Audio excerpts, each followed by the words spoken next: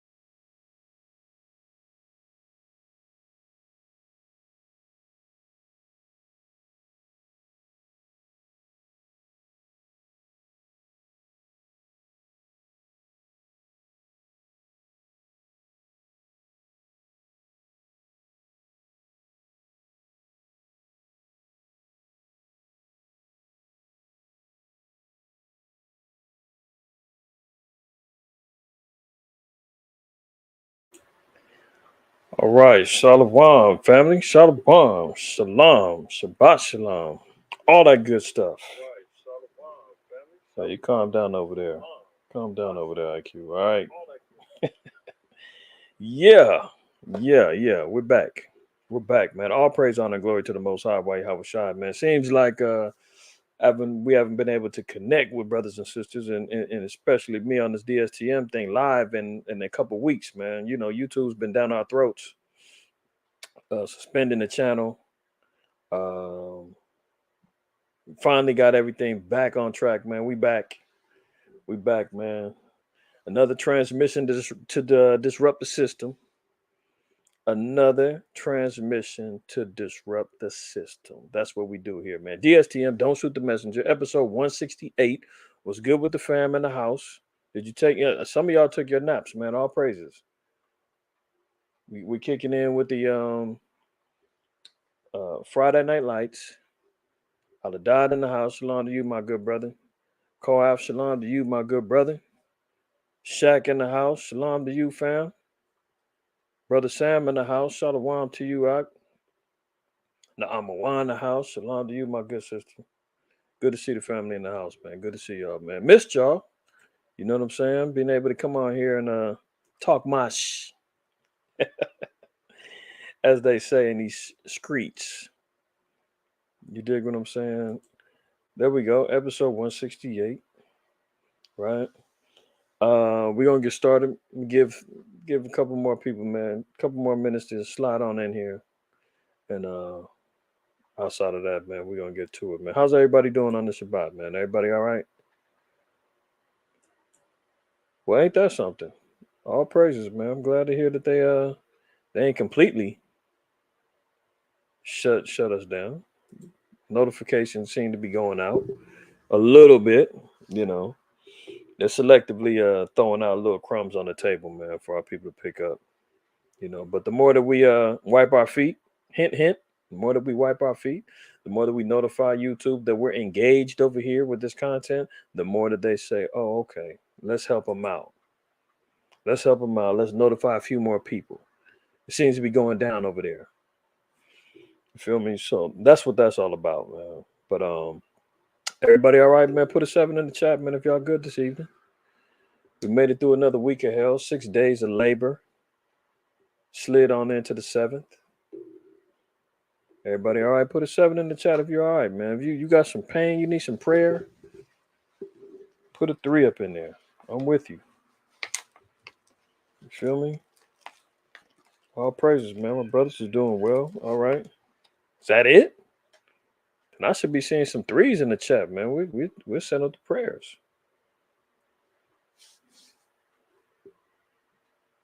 Oh, good Lord. This is the Wiz. I got you, my sister. Is it 7 or 3? You confusing me. 7, you all good. 3, you need some help here. You see that? Number one, you know you ain't alone. Every time we get suspended, every time, they don't like what I'm saying, they start hating and unsubscribing folks. So, family, make sure y'all subscriptions is up to par. Make sure your notifications is ringing. Because, they trying to shut us down, man. They trying to shut us up. Well, I think you like all of us. We doing good in the moment, but we could always use prayer. So with that being understood, I'm gonna definitely keep you in the prayers. That's a fact. All right, man. Good to see everybody in here, man. We're gonna go ahead and get started before it gets too late. I don't want to be on here too long. I know I always say that, but guess what? We just roll in the spirit here. You dig? All right. So let's before we get started, man. I'm trying to share my screen too early. Hold on. Let me close that out. Okay. Uh, I'll share my screen that away. Yeah, no doubt, man. Even the Most High told us to pray without ceasing, right? So we know what time it is. I'm with y'all. All right, so let me get to it. We're gonna open up in Ezekiel 33. Just a couple ground laying foundation scriptures for us to abide by when we going through these current events, going over the information, as the Spirit of the Lord directed and guided me to share with the family, man. The job is never ending. The job is never ending. And we all have, jobs to do. And I'm not talking about for our slave masters either. For the Lord, man. We're about his business, right? So one of the jobs is for the men in particular is to be watchmen, you know. Um, our job is to forewarn the people and to get our people into a state of understanding, right? To be prepared for everything and anything that the Most High, sends our way. And as we see, the Lord is very busy in the times that we're living in right now. You've got earthquakes, you've got volcanoes erupting all over the world, you've got protests and uproars of the people. You've got war, you've got famine, you've got plague and disease, you've got economic collapse and disaster, right? You've got panic and fear all throughout the world. You've got the food supplies, famine are now being compromised. You know,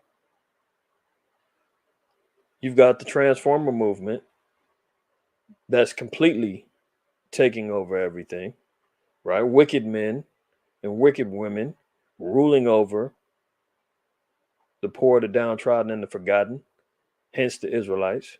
You've got slander, lies, distortion of truth, historical facts being promoted in the reverse as if we're living in the bizarro Twilight Zone world where you can't even defend and stand on your ethnic background without being called, for lack of better terms, a hater.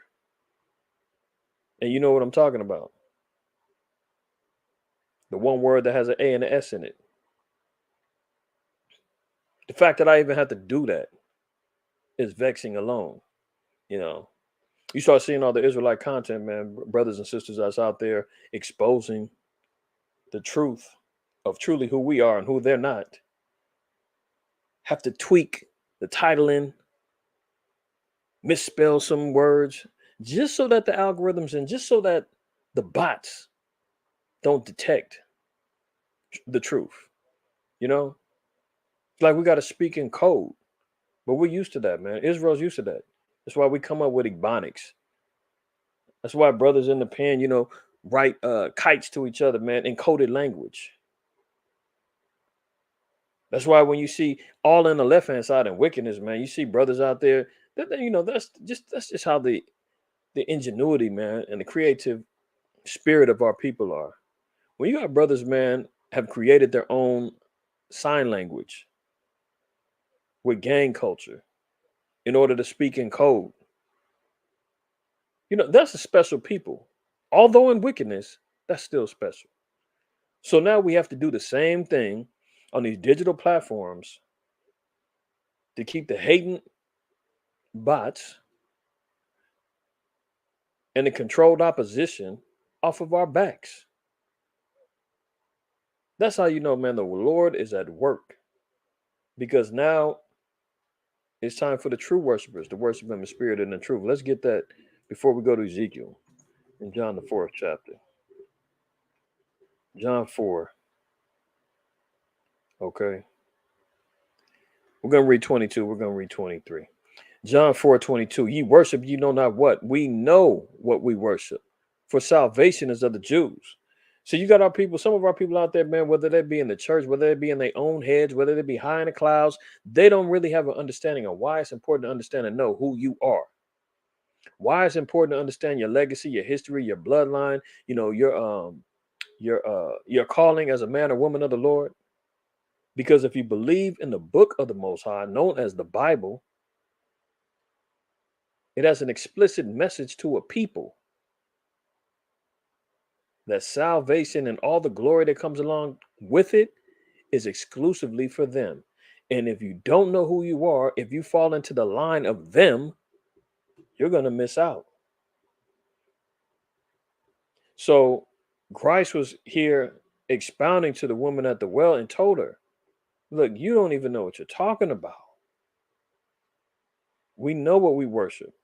See, when a brother stands on it and says, I know who I am, I understand who the true Shemitic people are. I know that my bloodline falls in line with those people. I know Abraham, Isaac, and Jacob are my descendants. I know that I need to keep the law, statutes, and commandments of the Most High.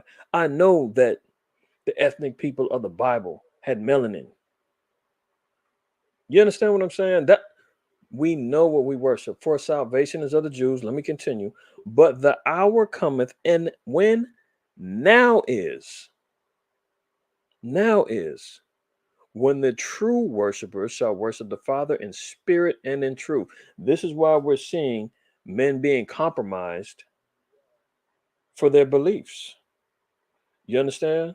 This is why you're seeing whether or not one is going to stand on true biblical principles and righteousness, or are you going to fold, or are you going to, play games? Not to harp on the Kanye Kyrie thing, even though that's kind of losing steam.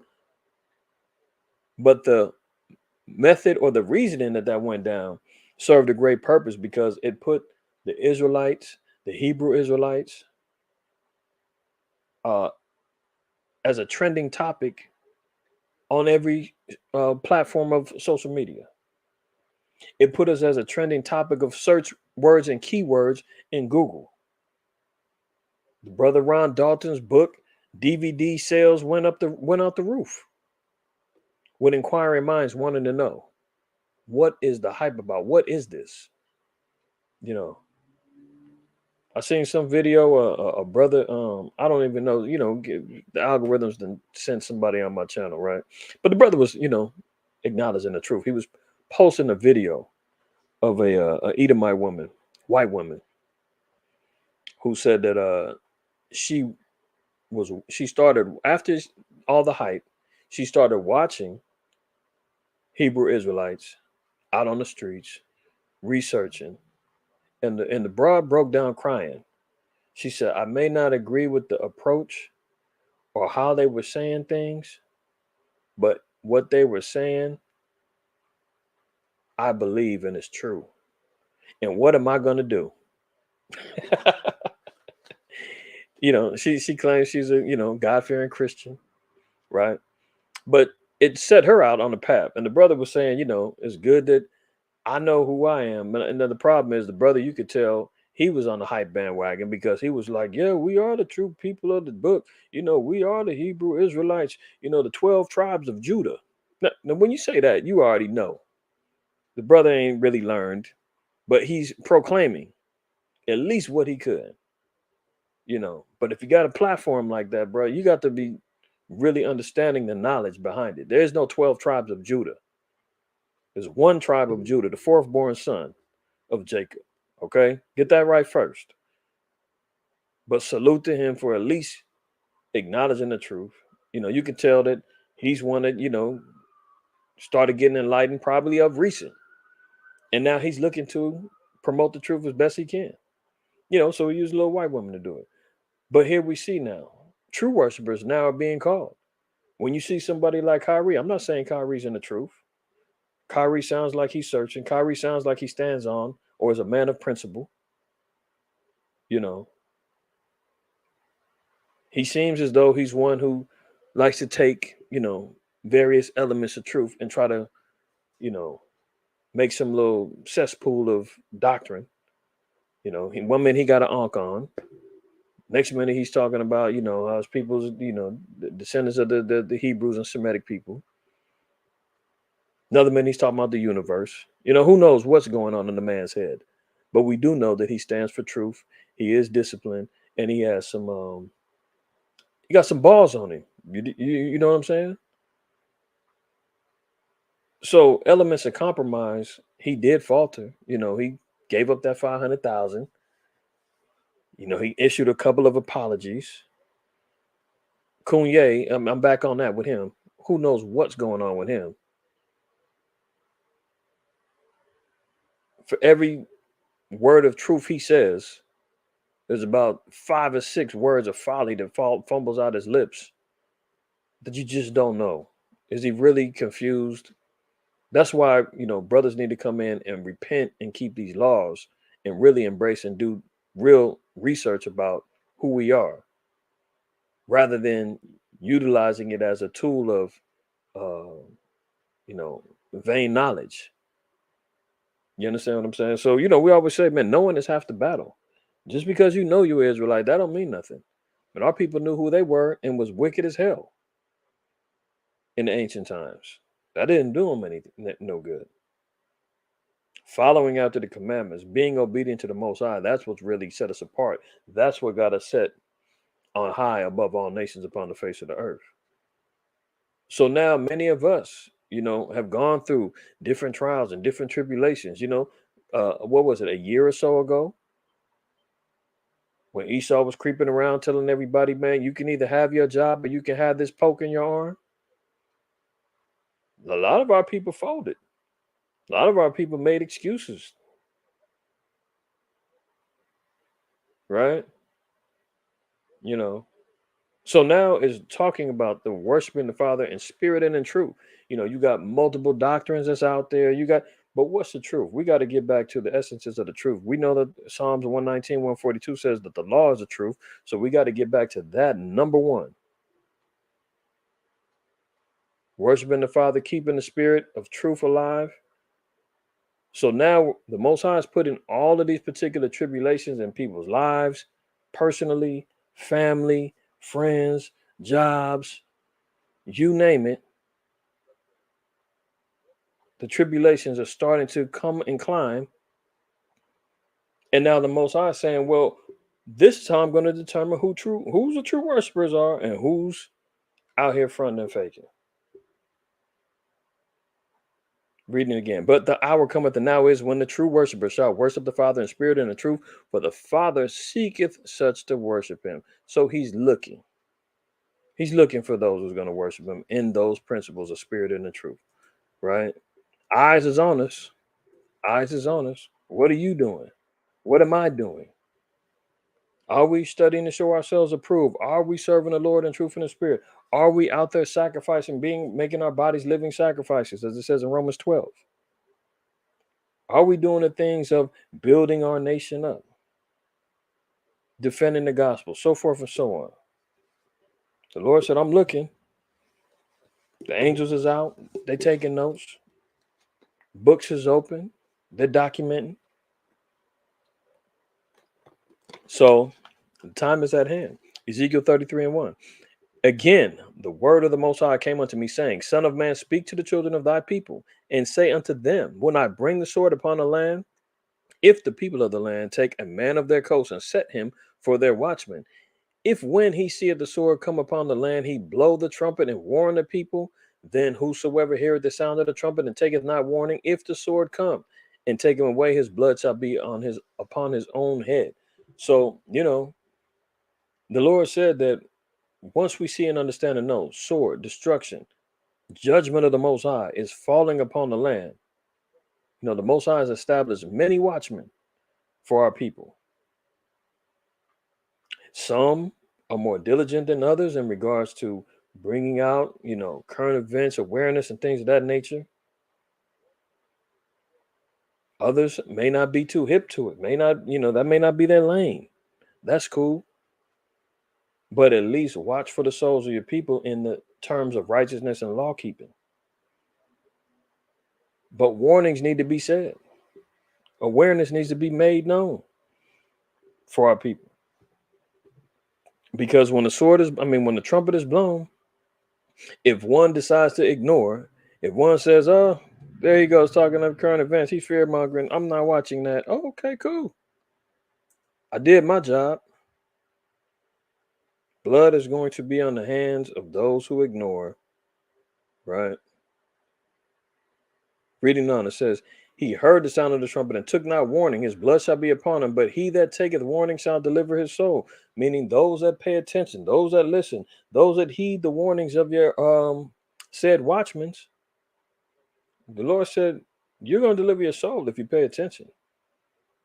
But if the watchmen see the sword come and blow not the trumpet, and the people be not warned, if the sword come and take any person from among them, he is taken away in his iniquity, but his blood will I require at the watchman's hand. So the Lord said, doesn't matter if he sees the sword come, watchman doesn't blow the trumpet, people are still going to be destroyed. But guess what? The blood's going to be on my hands. Blood's going to be on other brothers' hands because warnings was not put out. All right. I'm going to stop there. Let me get over here in Ecclesiasticus. Sirach.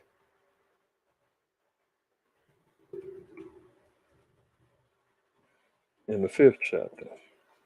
So I'm just recapping a couple of scriptures that came to mind before we get into these current events. Sirach 5:15, it says, "Be not ignorant of anything in a great matter or a small." So, I've always said, man, and the Most High makes it known, ignorance is never an excuse. I don't know doesn't fly with the Most High. Yeah, we're not going to know everything. We're not going to have, but the things that are made aware to us, and we just sit back and say, "I don't really watch that. I don't really pay attention to that, man." Is it on is it on Twitter? Is it on Instagram? Well, I didn't see it then. That's all I watch. Then you are ignorant. We all got the information highways, crystal balls in our pockets and purses where information is flowing. And there is no reason we should be saying, "I didn't know. I didn't hear about that." That's why we share information. Sometimes brothers and sisters, man, send me stuff all the time just to keep me aware. Or maybe something they feel as though might need to be, brought out, which is all good. That's how we build. That lets me know, hey, brothers and sisters are paying attention. They're being aware. They're being vigilant, as the scriptures tell us here in 1 Peter 5:8. Be sober, be vigilant, because your adversary, the devil, as a roaring lion, walketh about seeking whom he may devour. So best believe Satan is on the hunt. He's looking for he's looking to see who we can devour. He's looking for somebody who's weak, broken down. When you see that zebra, that gazelle, that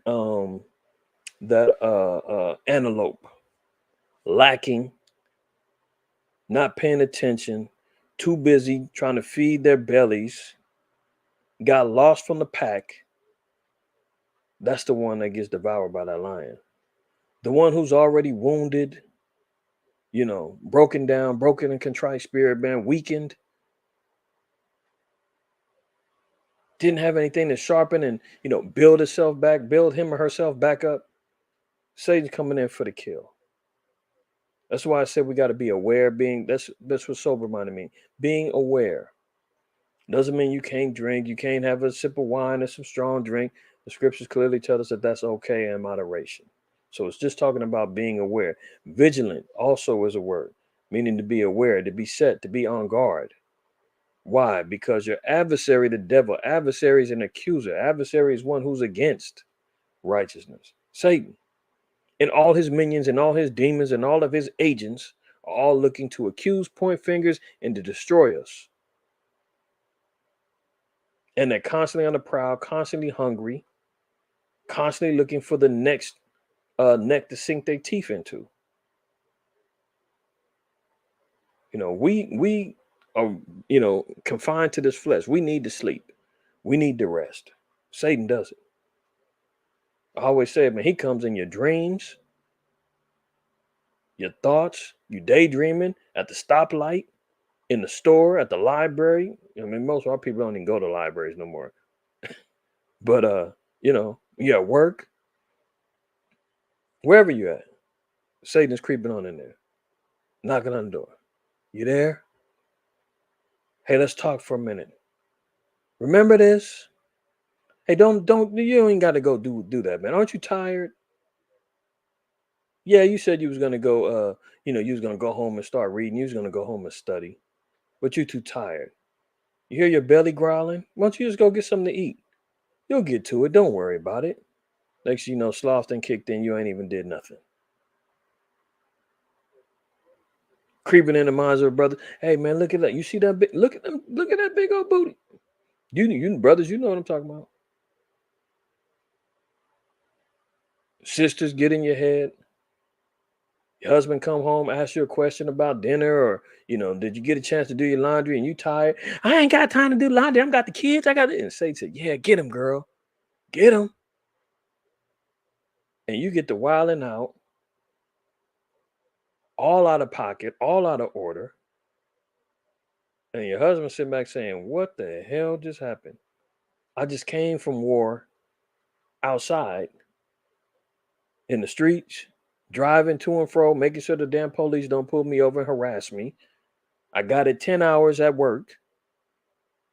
You feel what I'm saying? Now I got to come home and, oh, this woman's coming in here wilding out on me too. That's Satan creeping on in, right? So we got to be aware. Got to be aware. All right. So in the spirit of awareness, let's get to some of these current events, man. Current events. Everybody good? Let me make sure everybody's solid, man, before I move on.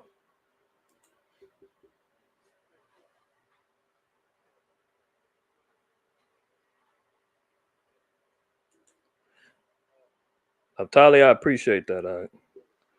All praise, honor, and glory to the Most High, man. I appreciate you.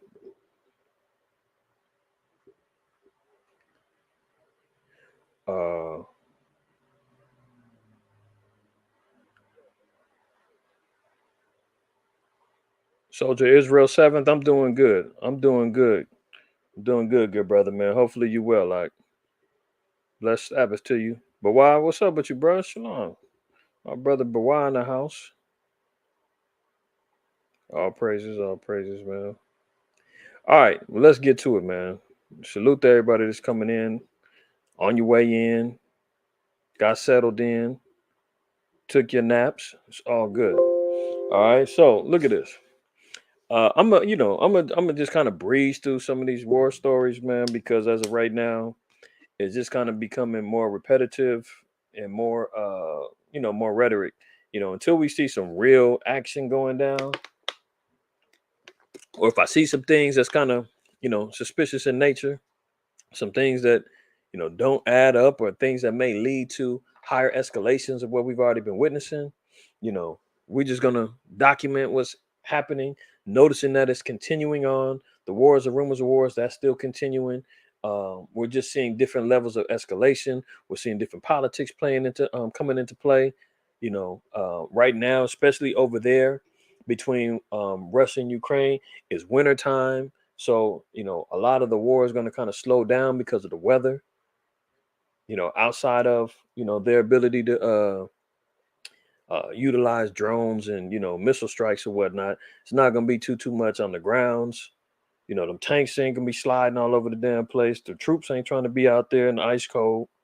So, expect some of that to kind of die down a little bit. There's going to be a lot more politicking in regards to, sanctions, energy sources. That's why you're seeing them going on the back end, dealing with Brittany Griner, and them doing a prisoner swap for her.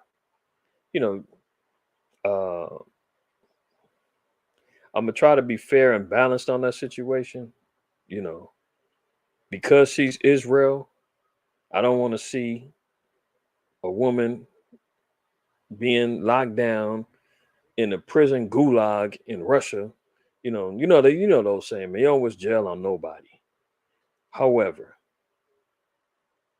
you know, she's wicked as hell. That's what that's just the bottom line, man. She's a sodomite. She's over there vaping, clearly defiling her body. She got tattoos all over the place. Yeah, yeah, she's ignorant to certain elements of the law. But I know for sure she's not ignorant to knowing that her choice of gender bending lifestyle or whatever is off.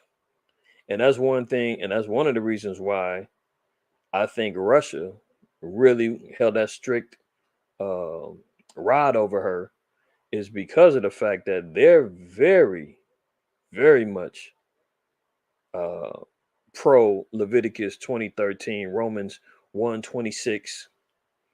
If you understand what I'm saying, they don't tolerate that. So if an example is to be made about how they're pro family, how they're pro man woman relationship, then boom, they made one of her. So this is why you see backdoor politics, this type of stuff going on, and not really heavy war stories going on right now as far as bombings and deaths and all that other stuff. So they don't let the sister out. Now she's gonna get back to her life over here in Babylon and carry herself out in even more evil and wickedness. I'm sure. I'm sure she hasn't found a space to repent and think maybe maybe the Lord was judging. Maybe the Lord wants me to change my ways and really seek His face. You think she's gonna do that? No, no. She ran right into the arms of her wife, and it is what it is. So let's go ahead on and watch this, man. Israel, U.S. to hold air drills simulating striking Iran with a nuclear program. So in the last DSTM, I believe we seen how Iran was laying out threats in regards to them being able to have nuclear power. They've been networking with Russia and getting the knowledge and the information in regards to creating nukes and having a nuclear program and missiles aligned.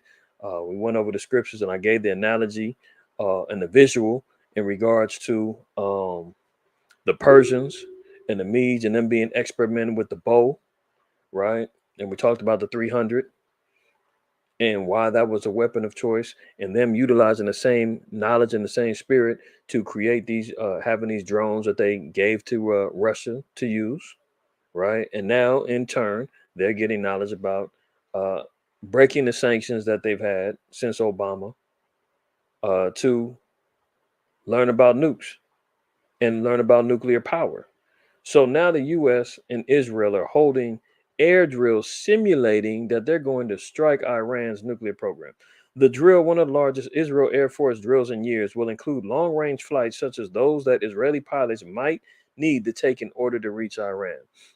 So they're running these drills to see what it's going to be like or how it's going to be to utilize long range flights if they need to go and bomb Iran. So that's going to be interesting.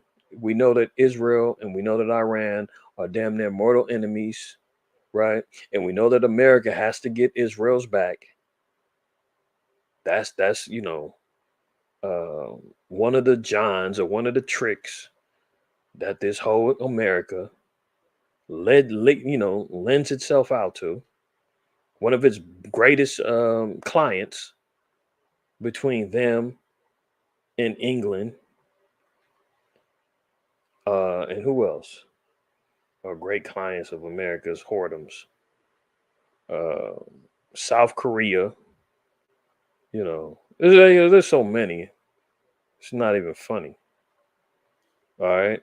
So it says the Israeli Air Force this week will hold one of its largest drills in years, with the United States Air Force simulating offensive strikes against Iran's nuclear program. The drill will take place on Tuesday until Thursday over the Mediterranean Sea in Israel. It will include long range flights such as those that Israeli pilots might need to make in order to reach the Islamic Republic. The exercise will include refuelers as well as fighter jets from both forces. So they're talking about creating drills and strikes to take it to Iran. They're not going to wait for Iran to bomb first. Let's move on. Russia warns of a clash between nuclear powers as drones hit its bases. They incurred some bombings early. Where was this? Today's the It's today the 9th. This is 2 days ago. Okay. Russia retaliated in brutal fashion this week after drone strikes targeted 3 airfields, including 2 deep inside its territory. So this is one of the things that's important. This is why I'm bringing this out, is because now the strikes are now reaching into Russian territory when before they were just being stipulated and utilized within Ukraine.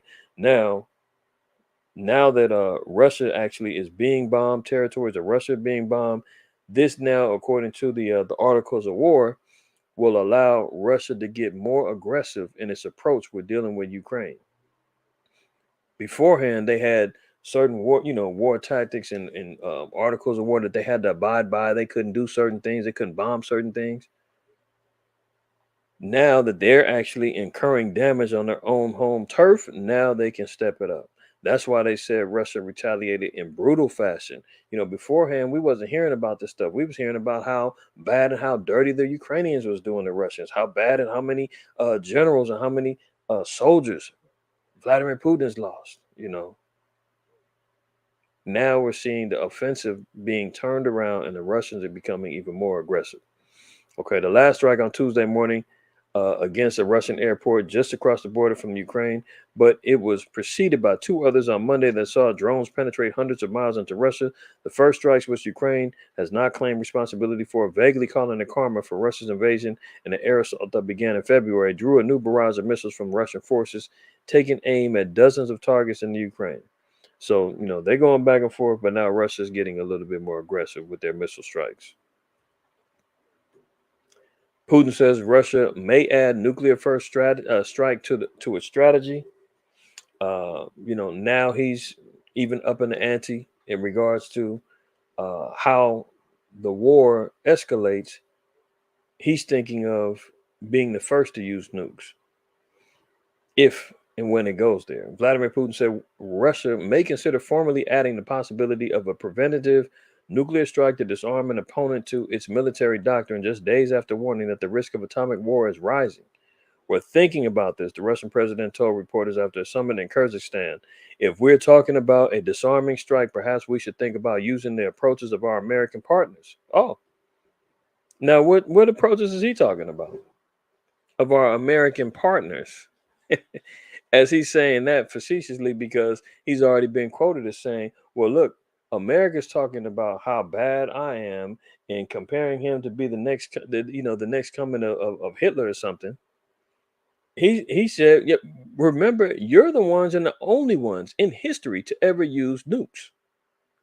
What are you talking about? I'm the one who's, I'm this wicked guy who's Hiroshima, Nagasaki. Remember that?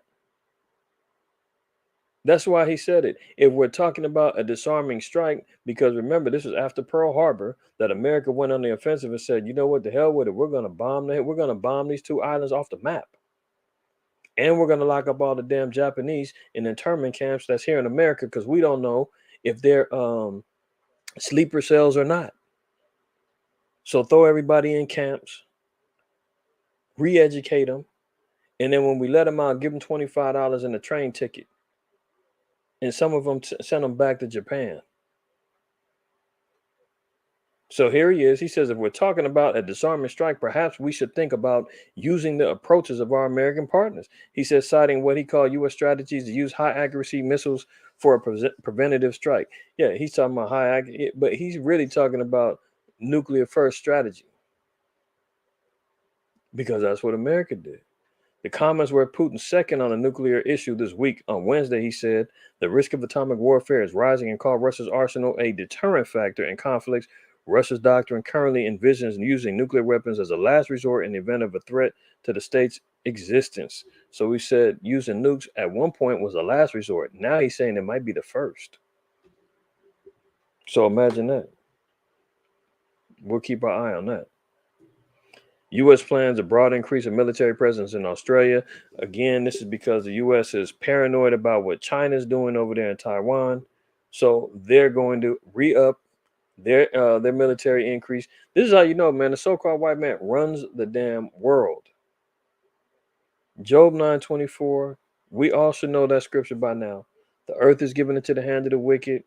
He covered the faces of the judges thereof. If not, where and who is he? The Most High said he's going to live off the fatness of the earth in Genesis, the 27th chapter. So here we are seeing the U.S. and America, man. This great whore is the one who has been able to establish military presence and bases all throughout the world. I think there's like 130 some odd military bases in the world, all throughout the world. Let me see. Let me make sure that's correct.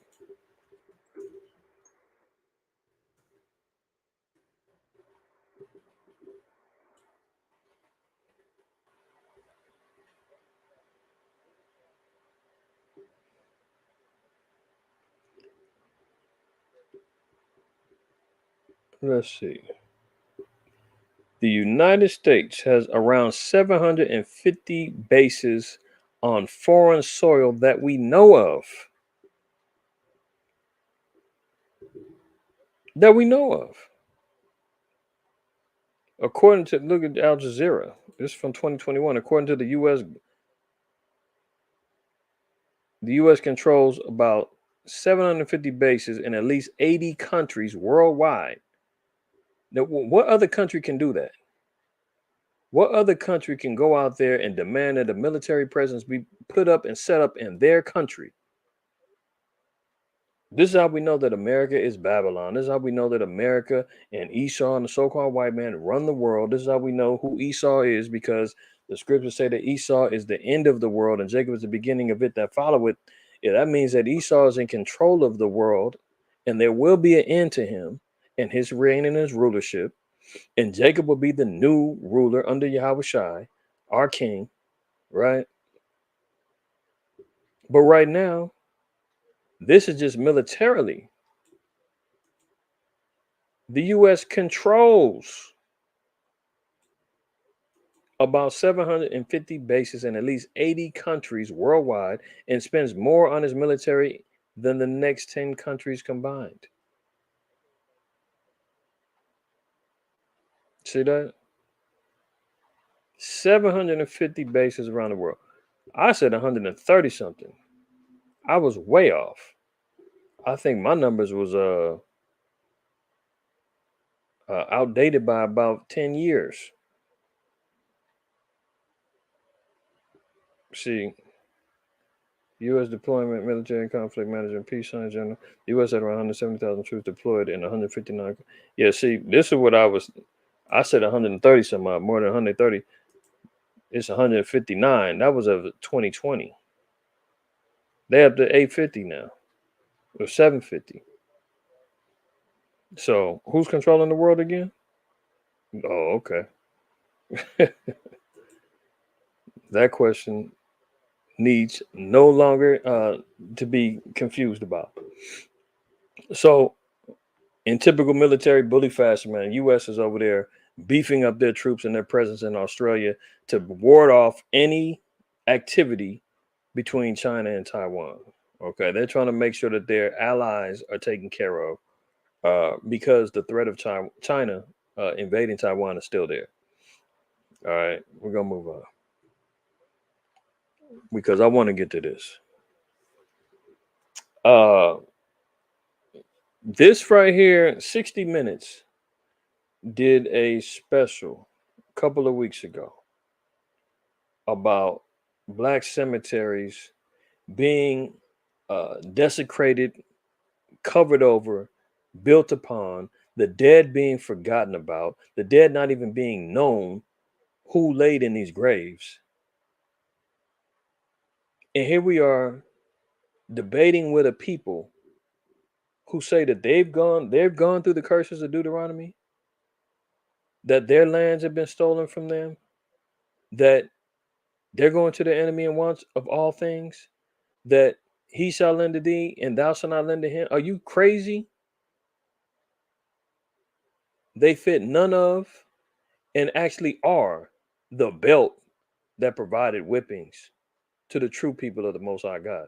Look, let's get to the script. I'm gonna read this, and then we're gonna get to the scriptures. This is not an isolated story. Let's be clear, okay? If y'all can find, I believe I seen it on YouTube. It's about 13 minutes. I suggest brothers and sisters try to find the 60 minutes black cemeteries uncovered in Florida. See if you can find it. Matter of fact, I'm gonna do y'all a solid. Let me see if I can find it for you. And we're gonna look at it together. Uh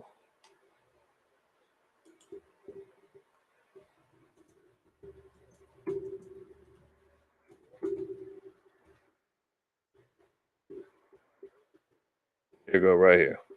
Uncovering black cemeteries paved over in Florida. I highly suggest y'all go check this out because what I'm going to do doesn't give it justice. Okay, these are the two Edomite archaeologists, that went off and did this excavation to find out that our people's graves are being desecrated, ran down, and disrespected. And then we still got a problem telling our people that we're being oppressed, that we're under the curses, that the so called white man and his establishment is set up upon demonic and devilish principles, that we're here because of our disobedience to the Most High. We're having trouble trying to convince our people that we have enemies according to the Bible. Look at this. Now, remember, it said this is not an isolated story. So it's not just in Florida. Not just in Florida. It's all over the country this has happened. I did the story. I shared with y'all what, a couple months ago.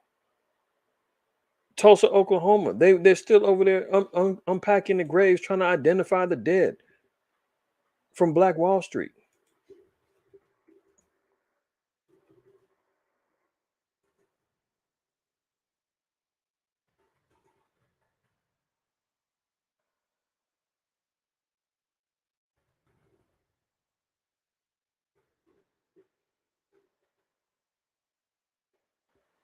Look at this.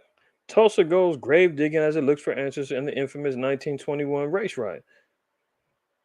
Nearly a century later, Tulsa is digging for evidence of mass graves. You understand what I'm saying? Like, this is stuff that we should be outraged about, that our people should be turned up, trying to figure out what the hell and why the hell are people going through these things? Why are they not upset about how we're getting treated? And we're going to get a couple of scriptures too. Nearly a century later, Tulsa is digging for evidence of mass graves and infamous race massacre. Mayor G.T. Bynum on 1921 slaughter of black residents. It should not have taken 99 years for us to be doing this investigation. Tell us something we don't know. These are people who've been dead, buried, who haven't been identified, whose legacies have been wiped away. You understand what I'm saying? So to talk about that there hasn't been a concerted effort to hide our history, to hide our people, to hide our bodies, to hide our archaeology, to hide the evidences of who we are, man, give me a damn break. Are you kidding me?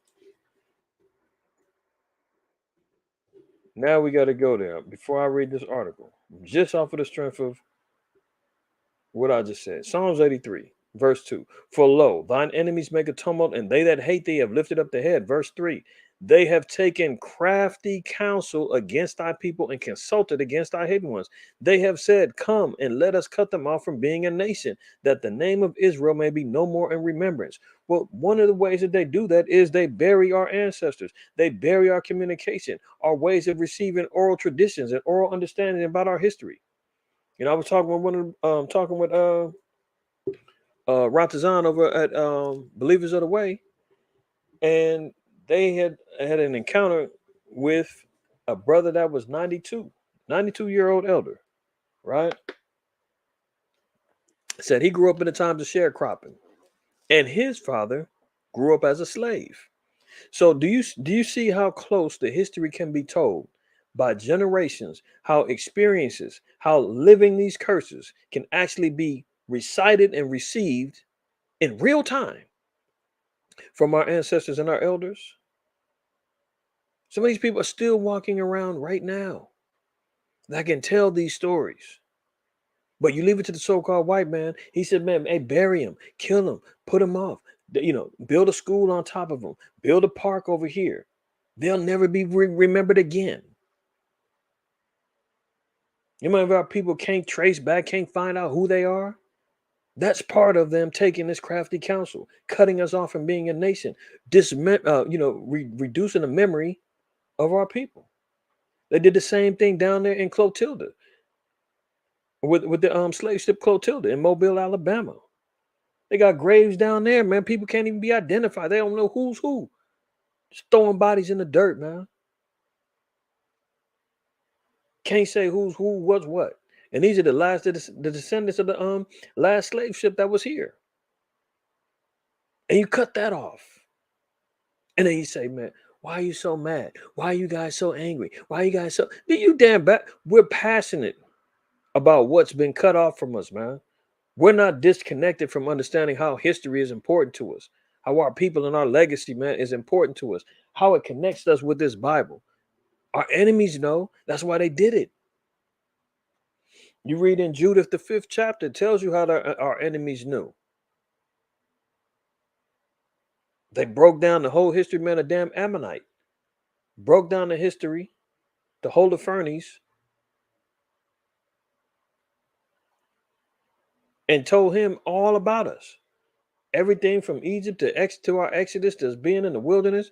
And said, man, if this people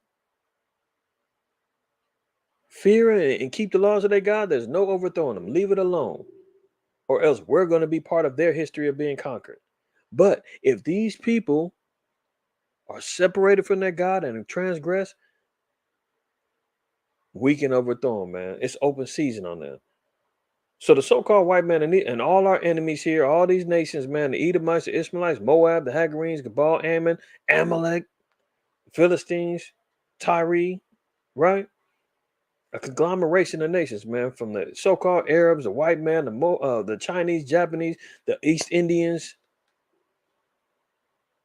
the GMO Jews, Africans. They all came and took crafty counsel and said that the name of Israel may be no more in remembrance, man. So how did they do that, man? Doing stuff like this. A century later, they're digging up for evidence of mass graves 100 years later, man. Trying to find out what happened, who was here. I don't know if y'all ever watched that documentary. We talked about it a couple weeks back, The Descendants, about Mobile, Alabama, and Clotilda, that last slave ship. Go check it out on Netflix if you're able. But they go into that too. They go to the graves and they like, man, we don't know who these people are. We just got the graves here. Now let's go back over here. That's why I said this is not an isolated story. Forgotten black cemeteries are uncovered in Florida. No one can say when human remains began surfacing in Clearwater, Florida. There was the pipeline crew that churned up bones in a trench. Later remains of the dead were found at an elementary school, a swimming pool, and an office building. So do you see what they built upon these graves? An elementary school, a swimming pool, an office building. People don't even know, man. You're swimming on top of the dead. You're swimming on top of the memories of our people. Going to school, man. Kids have no idea. Reading up. Look at it. It seemed like a curse for what had been done in the name of progress and greed in the old segregated South. A curse. Funny that 60 Minutes would use that type of language. The truth of what happened in the 40s and 50s was meant to stay buried. But in a neighborhood called Clearwater Heights, residents with long memories recognize a grave injustice. See what happens? Long memories. When we forget, that's what they count on, is us to forget, to move on, to be distracted, to fall for the okie doke. To be enticed with, reparation talk and all this other stuff, talking about go out and your vote counts and we got to make change and do all this other foolishness. We get lost and don't remember. See, that's why Yahweh Shai even told us. What's it going to take? It's going to take the Holy Spirit, the Holy Comforter, to come back, bring all things back to our remembrance. Look at this. John 14:26. It says, but the Comforter, which is the Holy Spirit, whom the Father will send in my name, he shall teach you all things and bring all things to your remembrance. This is why when you hear them curses, it resonates in your spirit and you say, that's me. This is why when you watch, and some of our people can't even watch movies like Till, can't even watch movies like uh uh um what's the name of that movie, man? Uh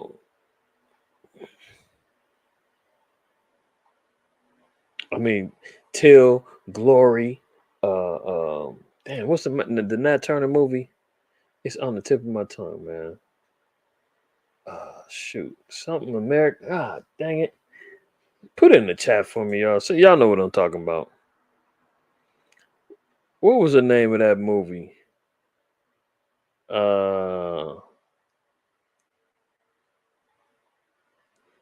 With the you got 12 Years a Slave. Damn. What's the Nat Turner movie? Good Lord, I can't remember. Anyway, y'all know what I'm talking about. This is why some of our people can't watch the movies because it just brings back too much emotion, man. It becomes too real to us. Because why? The Holy Spirit, that comforter, it starts bringing all things back to our remembrance. We start reliving these things. It starts resonating in our spirits. It starts making us become more vigilant, more, angry, more like we was there. You feel what I'm saying? So all things get brought back to our remembrance. This is why some things become second nature. Certain things that you was already doing, keeping the laws, you didn't even know. Some brothers, man, once they was able to grow a beard, never cut their beard because they like, man, I finally got to grow my beard out. Especially as young men. And the truth, man, that's the one thing you want. When you're a teenager, you like, man, I can't wait till I get some hair. Man, I can't wait till my beard come in. And then what? You get indoctrinated by America. You get indoctrinated by these these wicked broads running around here talking about how they love a smooth face. Brothers get to shaving off and carving and cutting and designing and doing all kind of madness. And next thing you know, you like forgot about that zeal that you used to have about couldn't wait till you get your beard out there. But all these things come back to our remembrance, right? So getting back over here, because people had memories, they realized an injustice was happening. Let's read. The segregated cemeteries of Clearwater were sacred ground until the ground became valuable. Until the ground became valuable.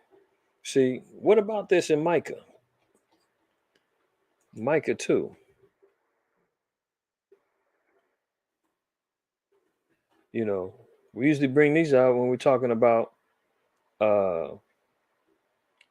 Native Americans and indigenous populations, well, how their lands were stolen from them, peace treaties, so forth and so on. But let's not forget, even the so-called blacks, the Southern Kingdom, and indigenous lands were taken when they became valuable in the eyes of the so-called white man.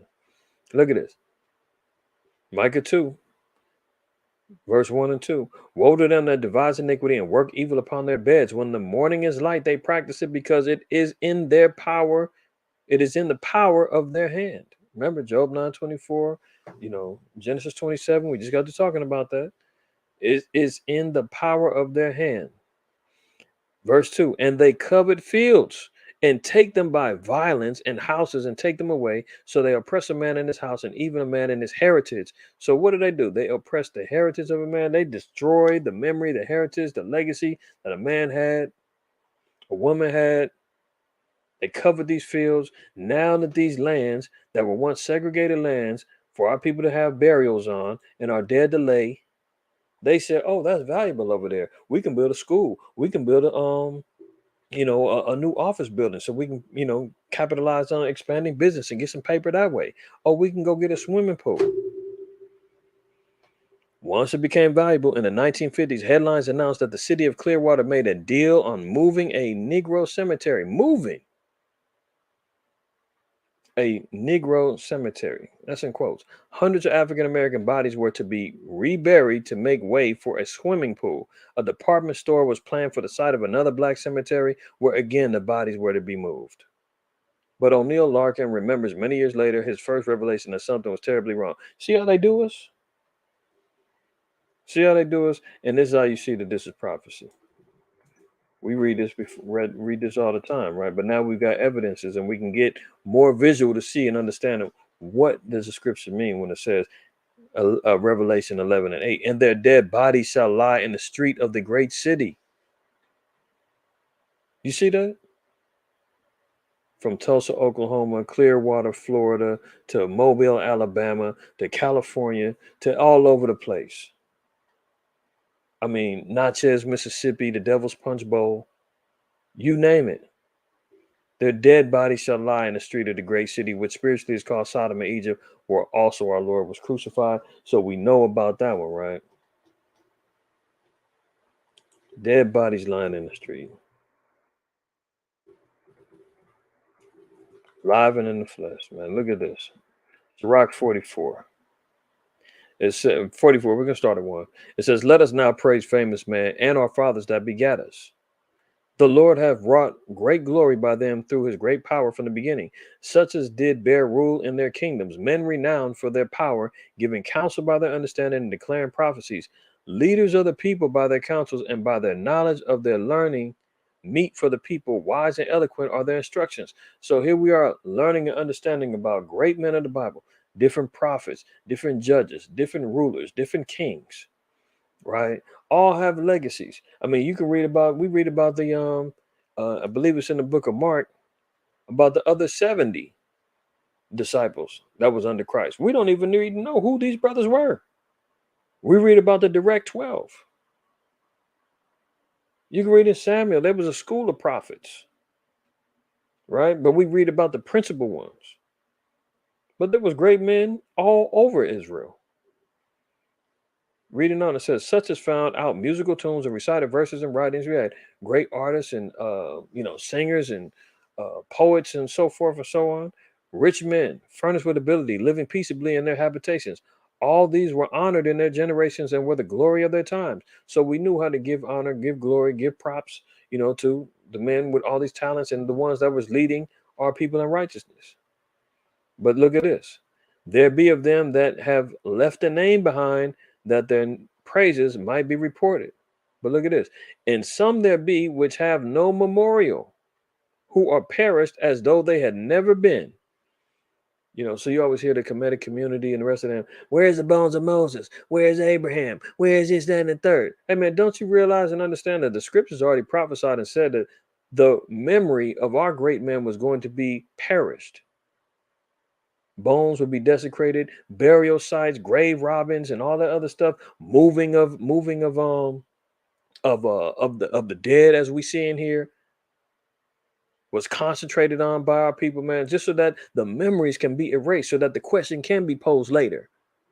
Where are they? We don't see the bones. Our white zaddy, white master archaeologist hasn't found them, so they must have not existed. Well, the Bible already said that was going to happen. And some there be which have no memorial, who are perished as though they had never been, and are become as though they had never been born. See, they was going to make it to where it would seem as though there was non-existent people in the Bible, be it our great men. You leave it to them, man. Ask them where you find some bones at after what, like the 5th dynasty or something like that. You got all kind of dynasties and thousands of years of history, hundreds of years, I should say. Well, they ain't been found. A lot of that stuff didn't start coming up to, I think, like the 18th dynasty. So give me a break. At least it's documented for us to know that the removal of our history was going to be deliberate. You understand? Let's get another precept in Jeremiah, the 8th chapter. Let's look at this. Jeremiah 8 and 1. It says, "At that time, saith the Most High Yahweh, they shall bring out the bones of the kings of Judah, and the bones of his princes, and the bones of the priests, and the bones of the prophets, and the bones of the inhabitants of Jerusalem out of their graves." So here we're seeing during the time of Babylon, man, that they were removing priests, prophets, kings' bones, and removing them out of their graves. And they shall spread them before the sun and the moon and all the hosts of heaven, whom they have loved and whom they have served, and after whom they have walked, and whom they have sought, and whom they have worshipped. They shall not be gathered nor be buried. They shall be for dung upon the face of the earth. And death shall be chosen rather than life, by all the residue of them that remain of this evil family, which remain in all the places whither I have driven them, saith the Lord of hosts. So you see what happens with our people, right? Great men being destroyed, memories being completely shattered. And the so-called white man is continuing on in that fashion. Let's look at this one. Wisdom of Solomon, chapter 5, and we'll read verse 1 down to 4. It says, "Then shall the righteous man stand in great boldness before the face of such as have afflicted him and made no account of his labors." See, that's how our people's going to be, man. You hear about a great awakening. You're hearing about our people waking up. Our people standing bold up for the truth now. This is the end time prophecies, and this is the thing where our enemies and the heathen, they're going to know and understand and know who we are. It says the righteous man is going to stand in great boldness before the face of such as have afflicted him, standing in the face of the so-called white man, calling him the damn devil to his face, proclaiming ourselves to be the true, righteous, and holy people of the book, standing firm on our beliefs and our understanding and our system of law, statutes, and commandments. And what they made no account of our labors, stole our inventions, stole our history, stole our books, stole every damn thing. Lands, you've got tourist attractions now down south of plantation slave houses and all of that other stuff, man. Stuff that our people built upon, man. But guess what? They're out here profiteering off of this stuff. Verse 2, "When they see it, they shall be troubled with fear and shall be amazed at the strangeness of his salvation, so far beyond all that they look for." Yeah, because when they finally see the blacks, Native Americans, and Hispanics being delivered, being taken up on them chariots and in them clouds, man, being removed up out of the bondage and the destruction of America and the rest of the earth, portions of the earth, they're going to say, "What? Wait a minute, they was out here talking about a black man with white woolly hair, red eyes, was only here to save them." That's why they run around here saying that's strange, that's weird, that's false doctrine, that ain't right. Because it doesn't sound like some old white man, bondage-led Christianity, all-inclusive doctrine. No, yeah, it's strange. We're teaching things that go against the norm. That's what Yahweh Shai told us in Matthew 7:13. He said, "Wide is the gate that lead to destruction. Narrow is the way that leads to life, and few there be that find it." That means that if you're going along with what everybody's teaching, everybody's talking about, then probably you're going to be going off. Let's read on. Verse 3, "And they repenting and groaning for anguish of spirit shall say within themselves, This was he whom we had sometimes in derision and a proverb of reproach." So yeah, this was the same people, the blacks, Native Americans, and Hispanics that you had confused and had us in derision and had us killing and shooting each other and had us doped up and had us sliding up and down poles and doing something strange for some change. Right? These are the same ones that we was running around brown nosing and kissing white zaddy's butt for approval on everything. He said we had him as a proverb of reproach. Yeah, the niggas, the spicks, the wetbacks, the coconuts, the Oreos. We had them all. They was all locked in. We had them. And what happened? We fools accounted his life madness and his end to be without honor. When you see stuff like this is his end to be without honor, man. Move them graves. Who gives a damn? We're going to build on it. We're getting an elementary school swimming pool. We're going to build on this. We're going to get this money. Ain't nothing but some niggas in there. Who cares? That's what they're doing to our people, man. And again, this isn't an isolated story. So, Y'all go back, man. Check that 60 Minutes out. You'll get the whole story. Uh, and of course they try to slide in and say, there was some white graves that got moved too. It's not just black. Yeah, give me a break. We know that the majority in the targeted areas was our people. So knock it off. So let me move on. At the end of November, Houston, I didn't get a chance to get with y'all the last week and a half. But this just goes back to the prepping talk that we've been talking about for a long time now. Houston had a water crisis, for a minute. And even still right now, the water is still, they're saying it's safe to drink from the faucets. Just, don't worry.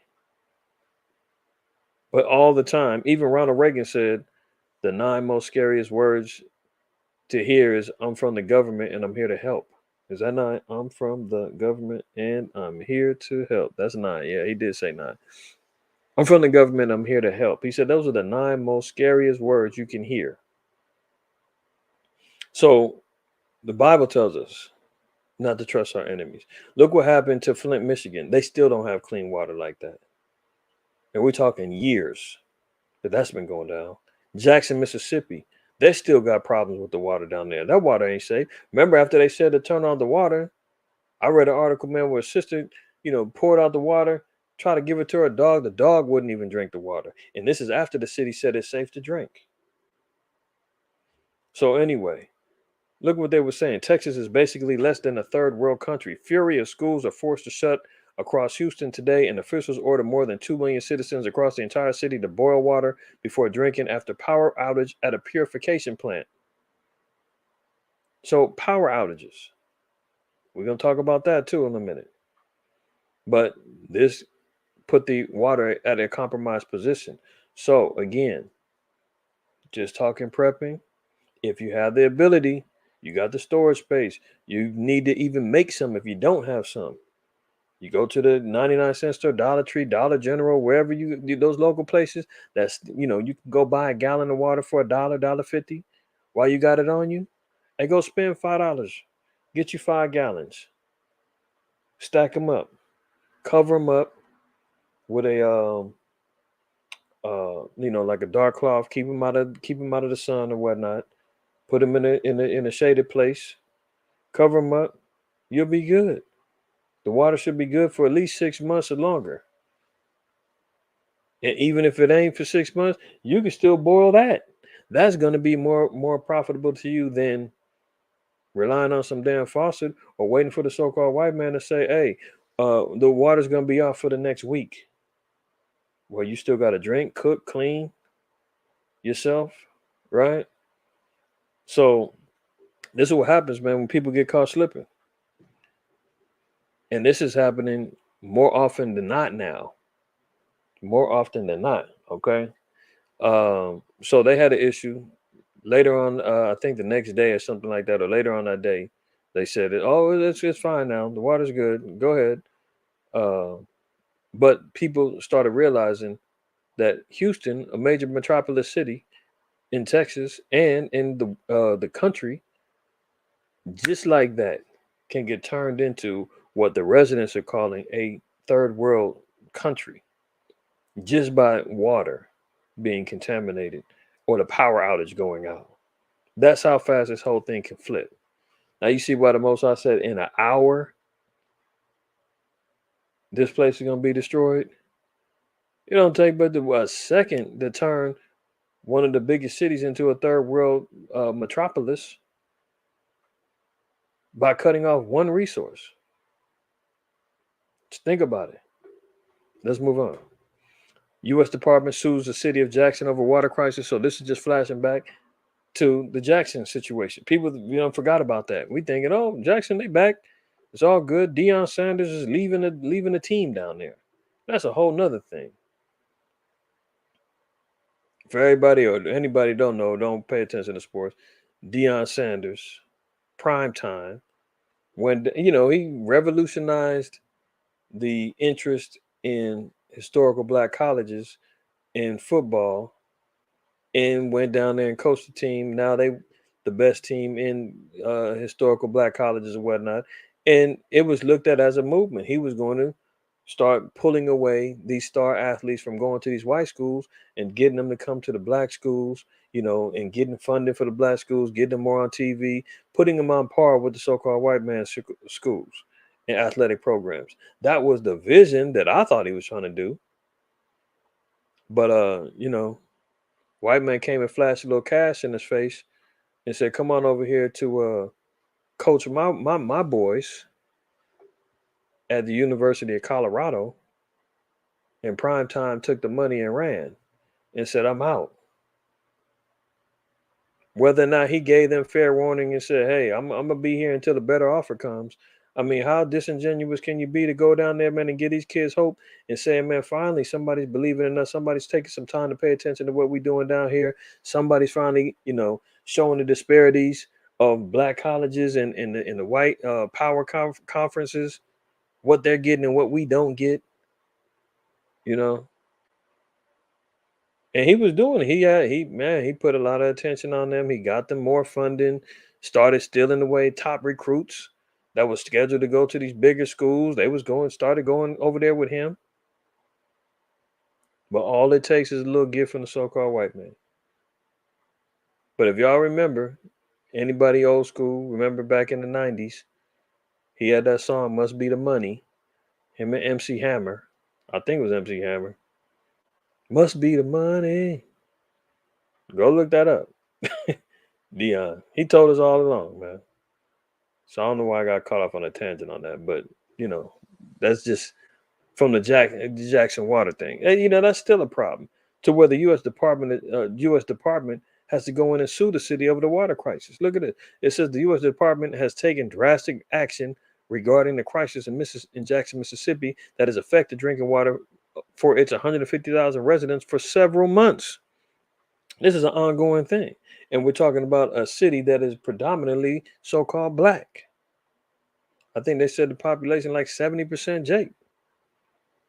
And Jake can't even get damn clean water down there, to the point to where the U.S. Justice Department had to come in and sue the city for not taking care of its water plants right. So this is an ongoing plague. Look at this. I'm sure everybody knows and was aware of the biggest volcano over there in Hawaii went off. First time in 38 years, expert warns of a serious situation if magma from the world's largest active volcano seeps into rift zones. So, they've been talking about a number of different volcanic activities that was been happening, not just after Hawaii. There's been a few that's kicked in. But let's look at what the scriptures say. Isaiah 24 and verse 4, it says, "The earth mourneth and fadeth away, the world languisheth and fadeth away. The haughty people of the earth do languish." So we're starting to see that the earth is mourning, is fading away, is losing its uh, minerals and principles, that used to help sustain life and things of that nature. It's all being deteriorated by the so-called white man and his robbing and pillaging and plundering. You see what he's doing with the graves, the land's not having a Sabbath, there's no Jubilee, years of relief for it, the whole nine. Okay. Verse 5, it says, "The earth also is defiled under the inhabitants thereof, because they have transgressed the laws, changed the ordinance, and broken the everlasting covenant." So we're seeing the earth also now is being affected by what the people do, by what happens with the children of Israel, man. Everything operates on us. The whole earth is waiting for the children of Israel to get its act together. The earth literally itself, the animals is waiting. You see what I'm saying? That's why you see all these little animals attacks, man, tearing up these Edomites, because they sitting back like, damn, when are the righteous people of the earth going to get back in line? When are they going to get back and put us back in order? You dig what I'm saying? I think what it say that the in the kingdom of heaven and everything's back in order, said, man, that the sheep is going to be able to be around the wolves and not have to worry about getting eaten up. Things are going to be back in order. That's why you seen the little raccoon I'm sure some of y'all seen that the little raccoon man biting at the little girl's heels, and the mama had to come out and throw the raccoon on the yard. The fox, I played y'all the video. The fox attacking a white woman on her phone. I've seen videos of sharks jumping into boats, trying to nip at the heels of the so-called white man. I mean, this is what the animals is even out of control because the children of Israel haven't gotten our act together. All right, let's drop down. So the earth is defiled and the inhabitants thereof. So whether you're vegan, vegetarian, pescatarian, carnivore, doesn't matter, man. Everything is defiled at this point. Ezekiel the fourth chapter told us we're going to eat our defiled bread in the land of the Gentiles. Christ said we're going to eat poison and drink poison and live.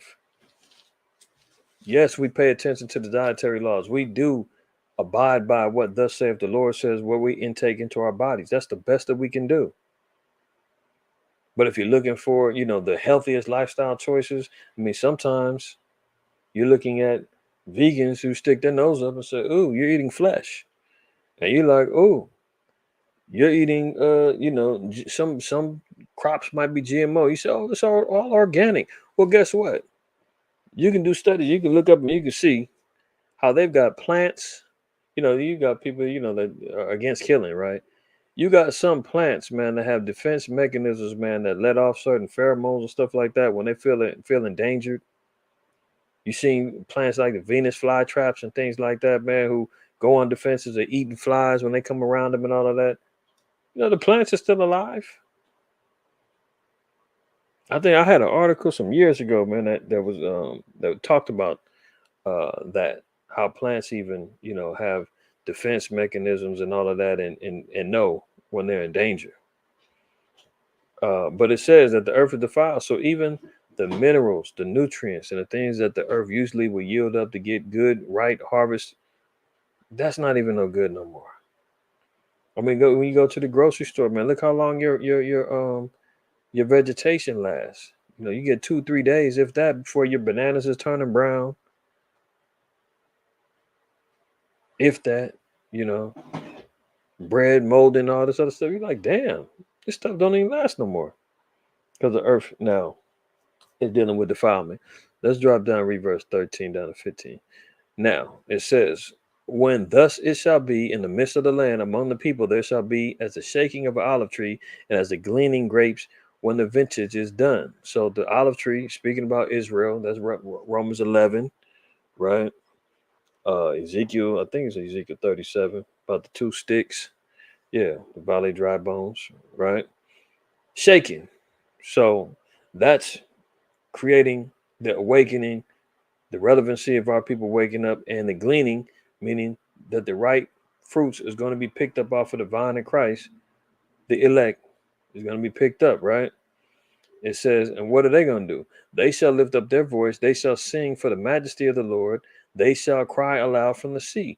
Wherefore glorify ye the Most High Yahweh in the fires, even the name of the Most High power of Israel in the isles of the seas. So it said, glorify the Lord in the fires on the isles of the sea. So when we see stuff like this, these, volcanoes and fires and on these islands, the Most High said, glorify the Lord in those times. Because why? We're getting closer to the olive tree being gleaned and our people being rescued from our captivities, man. So that's one of the things that we're understanding when we see these volcanoes and stuff like that, right? Let's move on. 10 Los Angeles middle schoolers are treated for suspected overdoses. I mean, this is what happens all the time, man. You got middle school kids. You're talking between 12 and 14 years old. Middle school is California middle school, 6th to 8th grade. So that you talking like 11 to 13 year olds, or 12 to 14 year olds, maybe, right? Occupying themselves in all manner of evil. Because what are they doing? They watching the rappers, they watching, they friends, they falling into, all of these peer pressures and temptations, man. Watch your kids. I told y'all back when if you got a younger one, what was it? Halloween. And they were disguising fentanyl with the Skittles. And I was like, watch, you're gonna have kids overdosing, kids gonna be dying because mommy, daddy usually ain't around. Mommy saying, go head out and trick or treat, go get that candy, bring me some back too. Jeremiah 4:22, for my people is foolish, they have not known me, they are sottish children, and they have none understanding. They are wise to do evil, but to do good they have no knowledge. That is the legacy of the children of Israel. Wise to do evil, but to do good they have no knowledge. 10 students at Van Nuys Middle School in Los Angeles, California were evaluated for suspected overdoses during the school on Tuesday. It has not been confirmed what, if anything, the students may have consumed. In a press conference, the LAFD said it may have, quote, possibly been, quote, cannabis edibles, and said that fentanyl, a potent synthetic opioid, was not involved. That's interesting because here they are saying it's not been confirmed what, if anything, they've consumed, but immediately they ruled out fentanyl. You just said you didn't know what it was. And they said, oh, maybe it was cannabis edibles. So why are they covering up and why are they still trying to protect the fentanyl usage is interesting. All 10 students were found to be in mild to moderate distress. Officials have not said what symptoms students experienced, but here they are talking about suspected overdoses. There's a whole lot of question marks about we don't know, we don't know all the symptoms, we don't know, but it surely wasn't fentanyl. I mean, we do know that if you touch fentanyl, if it's extremely high dosages, you could die from it. So maybe that's what they're talking about. I don't know, but to just blame it on some weed edibles, uh, which is possible as well, because that's also an evil that our people are occupied in. You know, that's a whole nother thing. I'll do a lesson on that again. I haven't done that in a long time. I'll flash back on that. You got Israelites be out here smoking weed, talking about what's wrong with it. It's from the earth. That's a whole nother thing. Not all, but you got a little remnant of rebels out there that do that. So let's move on. Look at the slickness of our enemy, man. U.S. Army plan to pay streamers millions to reach Gen Z through Call of Duty. So here is America trying to continually build upon their military empire by recruiting through the video games. Oh yeah, look at this. The U.S. Army allocated millions of dollars to sponsor a wide range of esports tournaments. So when you see these tournaments and these games that these kids is out here playing in for money and prizes and for glory, they're being funded by the U.S. Army, and they're utilizing it as a recruiting tool. And check this out: who they're aiming it towards. The U.S. Army allocated millions of dollars to sponsor a wide range of esports tournaments, individual high profile Call of Duty streamers, and Twitch events in the last year to specifically grow its audience with Gen Z viewers, and especially women and Black and Hispanic people. Oh, they want you Israelites. They want you niggas and spics. They want you to be all you can be. Uncle Sam wants you. Remember that? See, they can't get you by walking around with their uniforms anymore in the neighborhood. The ROTC programs that they had in high school ain't attractive no more. Why? Because they said, well, what are they into? They love them games. They love the Gen Zs, love the Call of Duties, Modern Warfare, all that other stuff. They were spending hours online watching Twitch events and watching gamers online playing. They're in there playing themselves. And guess what it does? It creates the robotic mind frame of, and all of these games are violence filled, shoot 'em up games, headshots, multiple, weapons, knowledge of weapons, advanced knowledge of all of the armaments that the so-called white man has. They come in already prepared, knowing about all of these particular things. And then you desensitize them to violence because here they are with these realistic images on the screen, popping and shooting each other. So when you throw them on a game simulator, we're flying a drone to go bomb some Ishmaelites that's in the middle of prayer. It's a game to them. They not tripping. See how that works? So the so-called white man again, here he goes. A gift destroyed the heart, Ecclesiastes 7:7, utilizing his slick nature to recruit black and Hispanics by funding these esports tournaments that everybody's watching. You know, all these kids, all the little Gen Z they all watching. They all watch these streamers and Twitch game players and all that other stuff. And it's all backed by the damn white man's military. Imagine that. In many cases, the sponsorships ultimately did not happen. The Army ordered a stop of all spending with Call of Duty's publisher Activision after the company faced a wave of sexual harassment complaints. Oops. But the documents provide much greater insight into the Army's goals and intentions behind its planned integrations with Call of Duty and other massive entertainment franchises. So listen to that. Now, look at it. It's in Army. In many cases, sponsorships ultimately didn't happen. The Army ordered a stop of all spending with the Call of Duty's publisher Activision after the company faced a wave of sexual harassment complaints. Now, it says ultimately the sponsor, many cases, the ultimate, but some of them did. That's why they said they had to put a stop to the spending because they was already actively putting money into it until Activision gets caught with a wave of sexual harassment complaints. Well, what that's par for the course. Uh, what's that? I think it's Fort Hood down there in Texas. They got a documentary about a 10 tribe girl, Vanessa Guillen, I believe. Documentaries on Netflix. She went into the army, man. She wound up getting put to death by a Jake, no doubt, and what appeared to be his white woman girlfriend helped him bury the body. But she was saying that there was rampant rape, sexual harassment, deaths, and all of that going on at this one particular base, Fort Hood. And here they are trying to punish activism for sexual harassment complaints when one of their top bases in Texas is heavily involved in the same damn things. And they did a whole cover up of the sister's death. There was a whole movement against them. Some of y'all may have seen it. There was a whole movement on it, man.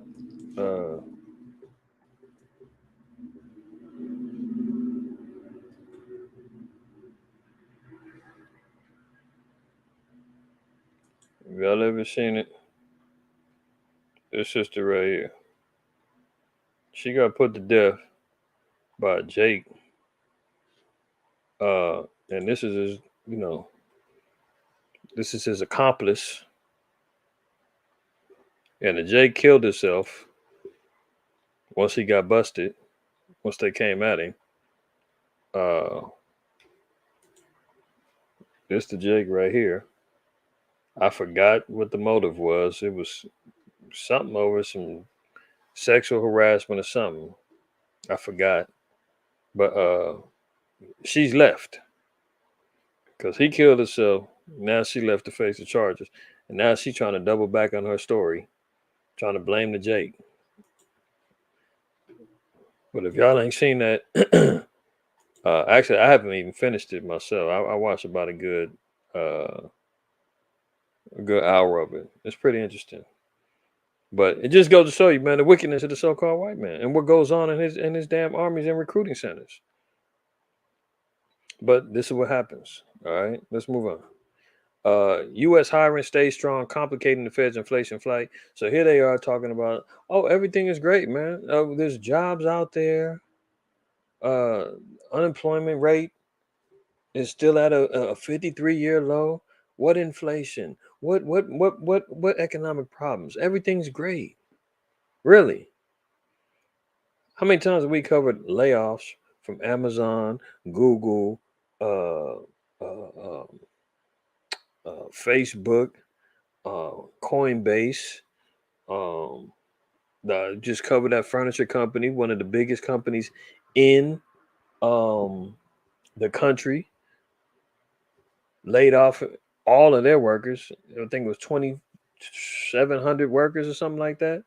All of them got laid off. Furniture company down south, I believe, out of Mississippi. This is all smokes and mirrors. Is they trying to make it sound like, oh, jobs is out there. Oh yeah, you got service industry jobs. Baristas, to brew your coffee. Somebody flip some fries. You understand what I'm saying? Somebody to take your order. Those are the jobs that's available. Those are the jobs that you're going to say that this. I got to get another job. I need at least two of those to survive because of inflation, cost of living, and everything else. So this is a smokescreen. They're out here trying to make it sound like, oh, jobs is available when we know all the companies is laying off. I thought I had the video. I was trying to find it. There was a brother that went live on his I think it was either Facebook or Instagram or something. Somebody sent me the video. But the brother was in the line. The line had hundreds of people at an Amazon plant, and he was like, "Bro, this is man. They firing. They letting all of us go, man. This is BS and blah blah blah." And I think at that particular plant, man, it was like hundreds of people that was all waiting in line. He was like, "Man, I ain't. If you're gonna fire me, I ain't gonna wait in line." And Jake's just thinking about getting out of line, and he was like, if there ain't no somebody else was saying in the background, like, yeah, if it ain't no severance, shit, I ain't waiting in line. But this is what's going on. But here they are talking about how great the job market is and how thriving the economy is, huh? Okay, well, let's see. 270,000 home buyers who bought in 2022 were underwater on their mortgage. So everybody that bought the hype, they utilized all that little free money and all the little, scams and schemes and savings that they had and figured, oh, it's a perfect time to buy a house. Remember, Bank of America was running around offering uh, those free no down payment, low interest loans and all the other stuff for Black and Hispanics earlier. Remember that? For residents in Detroit, LA. uh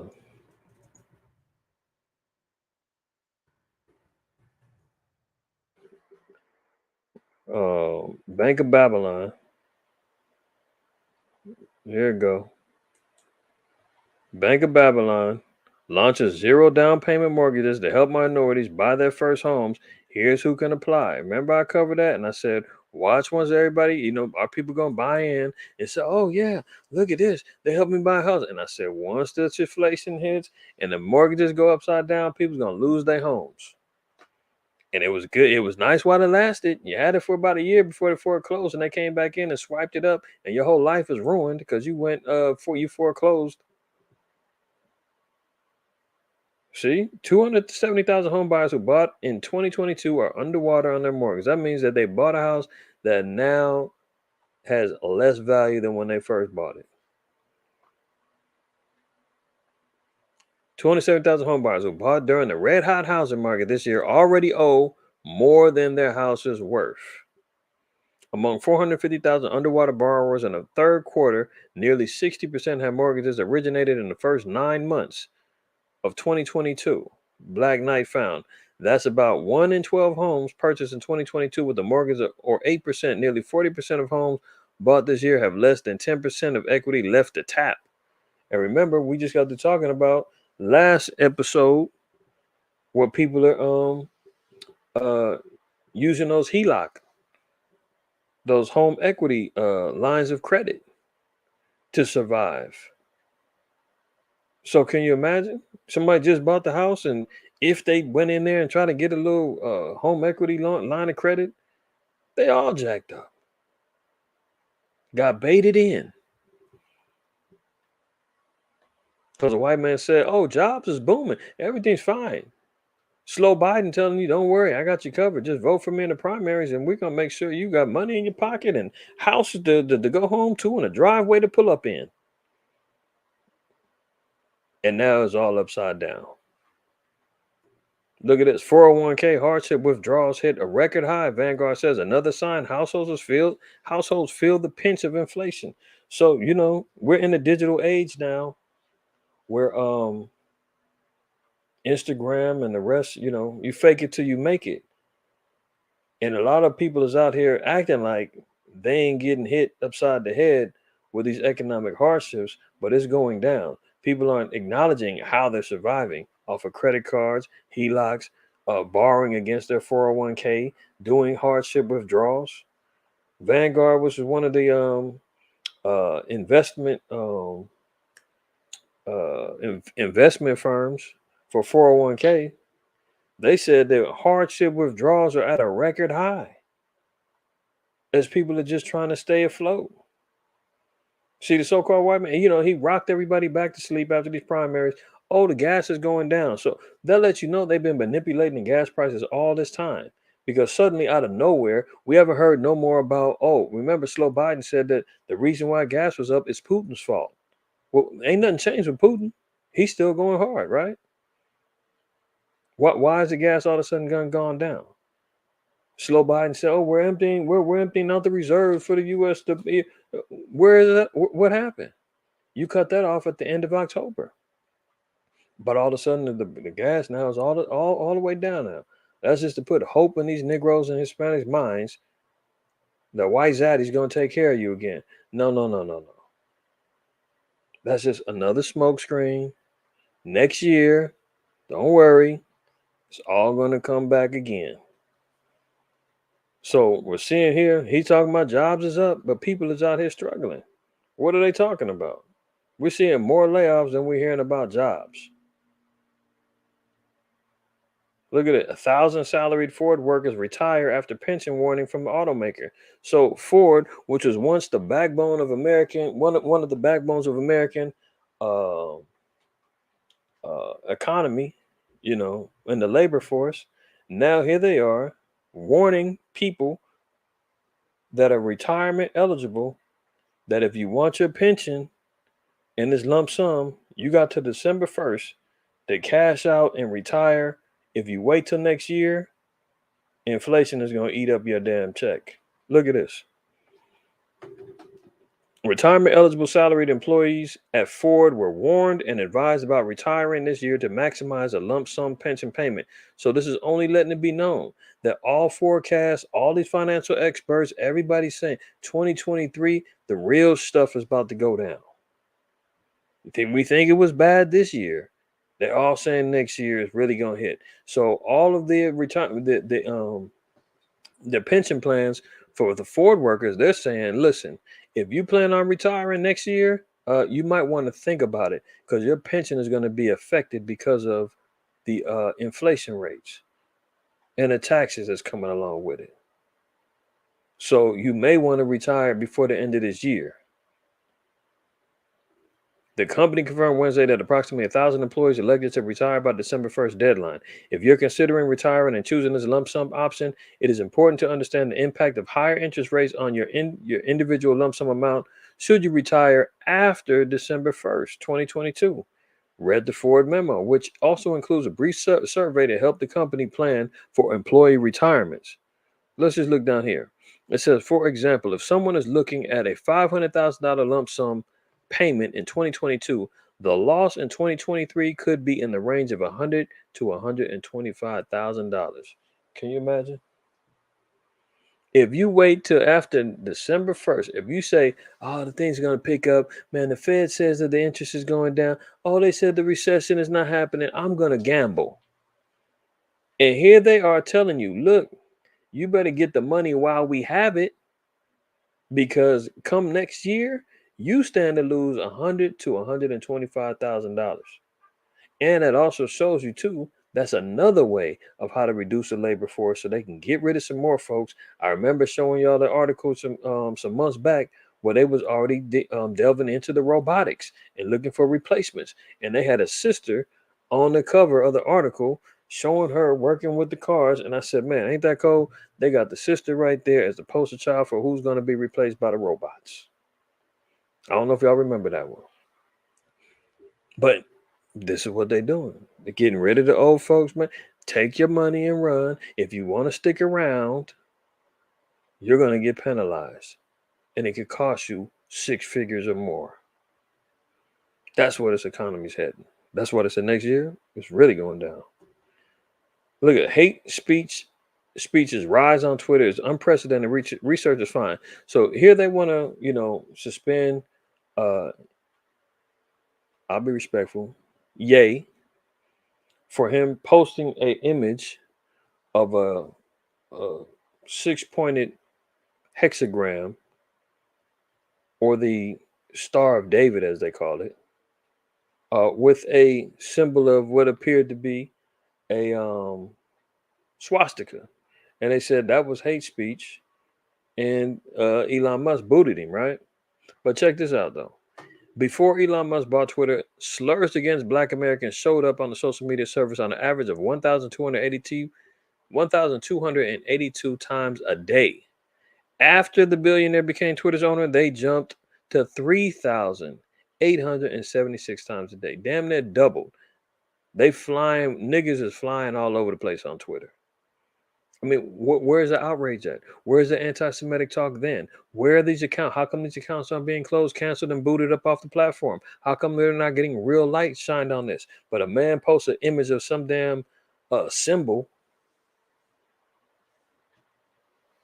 that he's saying everybody needs to love each other. The Jews and the Nazis, and everybody should come together as one. In his artistic mind, he's thinking that's what that means. And come to find out, it's some damn symbol that some extraterrestrial, group came up with. So, and their account hasn't been canceled. So again, they targeting him. But meanwhile, you got somebody calling somebody a nigger 386,000 times a day.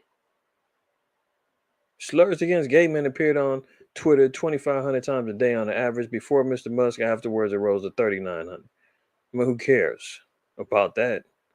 But come on. So now they're saying when he took over, all the hate speech rises up. Well, if that's the case, then how come there ain't multiple accounts getting shut down? If they are, I ain't heard about it. Anti-Defamation League, where's the outrage at? Oh, it's okay. You can call niggas all that spooks, jigaboo, monkey. You know what I'm saying? Spook. Well, all that can fly. And it just gets documented as oops. That's terrible. But you post a symbol, oh, that's hate speech. You're out of here. You post a picture of a documentary, that's hate speech. You're out of here. When no speech is even said. This is what you're talking about. Elon Musk suspends Kanye for the Twitter sharing picture of the swastika and the Star of David. Anyway, all right. That plague is back with a vengeance. We talked about it because they're telling people roll up both arms. They're putting one thing in one, putting another in another. Chemtrails flying all over the place, and next thing you know, something got activated. Now they got a triple-headed monster flying through the city of LA County and throughout the country. But LA's getting hit hard. They're talking about bringing the mask back and the whole nine. I'm not saying nothing is fake. People are really getting sick. People are really getting ill. Y'all be careful out there, man. Utilize your herbs. Utilize your vitamins and your minerals, man. Keep your immune systems boosted up, man. Be safe out there because people are definitely getting affected and getting hit. And the so-called white man knows what he's doing, man. The job's not done. Death toll has to continue on. We already know and covered the story where they said that the people who follow protocol, the people who rolled up their sleeves, are now dying at a higher rate than those who haven't. Oh, but they're still pushing, saying, get it, get it, get it. Imagine that. So, LA County facing a full-blown CV surge as cases double and the deaths rises, right? So we see that's back. Not even back, just came back with with a stronger vengeance. Let's just put it that way. We've seen again. There's been an attack on North Carolina power substation earlier this week, right? That ain't the only one. This again goes back to the prep talk because power stations are being quote unquote attacked, and they're saying, "Oh, it might be in a right wing protest because of a drag show." They're always trying to victimize or trying to appropriate and say, "Oh, it's because they're picking on the sodomites." No, no, no. Because they're happening all over the place and not just because of a drag show in North Carolina. Okay. But again, this is where we get sometimes, some people may be late on the freight. Some people may already be prepared to have a little backup power, a little backup generator, not the gas one. Gas is going to get you put to death. You can't put that gas in your house and the the ignition cord, and next thing you know, you got carbon monoxide all in the house. And you said that's silly. No, people have done that and got put to death. Putting it in their garages, putting it as close to they can, as far as extension cord will go, and monoxide poisoning all in the house. No, you need like a solar generator, backup generator, one that's affordable, something that you at least, you know, can get some power on your lights. If you got a bigger one that ramps up to, 1,500 watts or more, you can probably get your refrigerator going for a few hours, you know. Uh, but the power goes out. If you can't get that, make sure you still got some flashlights. Make sure you at least, and even with those, sometimes you may want to have some rechargeable batteries on deck or regular batteries, or they even have solar powered flashlights. Uh, you've got candles, obviously, just in case your lights go out. Get your little butane burner in case you got an electric stove. You can't cook nothing. Get your little butane stovetop burner. You can still be cool. That can even be used for some heat. For those that live in colder climates. But there's definitely a concerted attack that's going on these power stations, and we always talk about what happens if the grid goes down. What happens with this, that, and the third? Well, we're seeing right now where and how people react and what could happen. So, FBI is working with the state and local law enforcement officials to investigate Saturday deliberate attacks on two electric substations in North Carolina that led to power outages impacting tens of thousands of people. The facilities was damaged by gunfire with an intentional act of destruction whose motive remains unclear. No arrests have been made in connection with the incident. So that was that one, right? 3,200 customers of Duke Energy in southeastern North Carolina remain without power or heat late Monday. That's why I said it's happening all over. Portland officials say statewide attacks on electrical substations were deliberate. 7 plants across America are sabotaged amid suspicion it's a right-wing protest over drag events. See? But imagine this. They said 7 plants sabotaged across the country. Thousands and sometimes hundreds of thousands of people left without power in cold climates or whatnot, places where you be jacked up, man. You go without some heat for a minute. You may want to invest in a butane heater. I mean, not a butane heater. Kerosene, kerosene heater. Well, you use a little kerosene, that kerosene oil. Fire that bad boy up, and that mug. I know a couple brothers that got them, and they all swear by them as far as the power to heat a room and how long it does and the efficiency of it.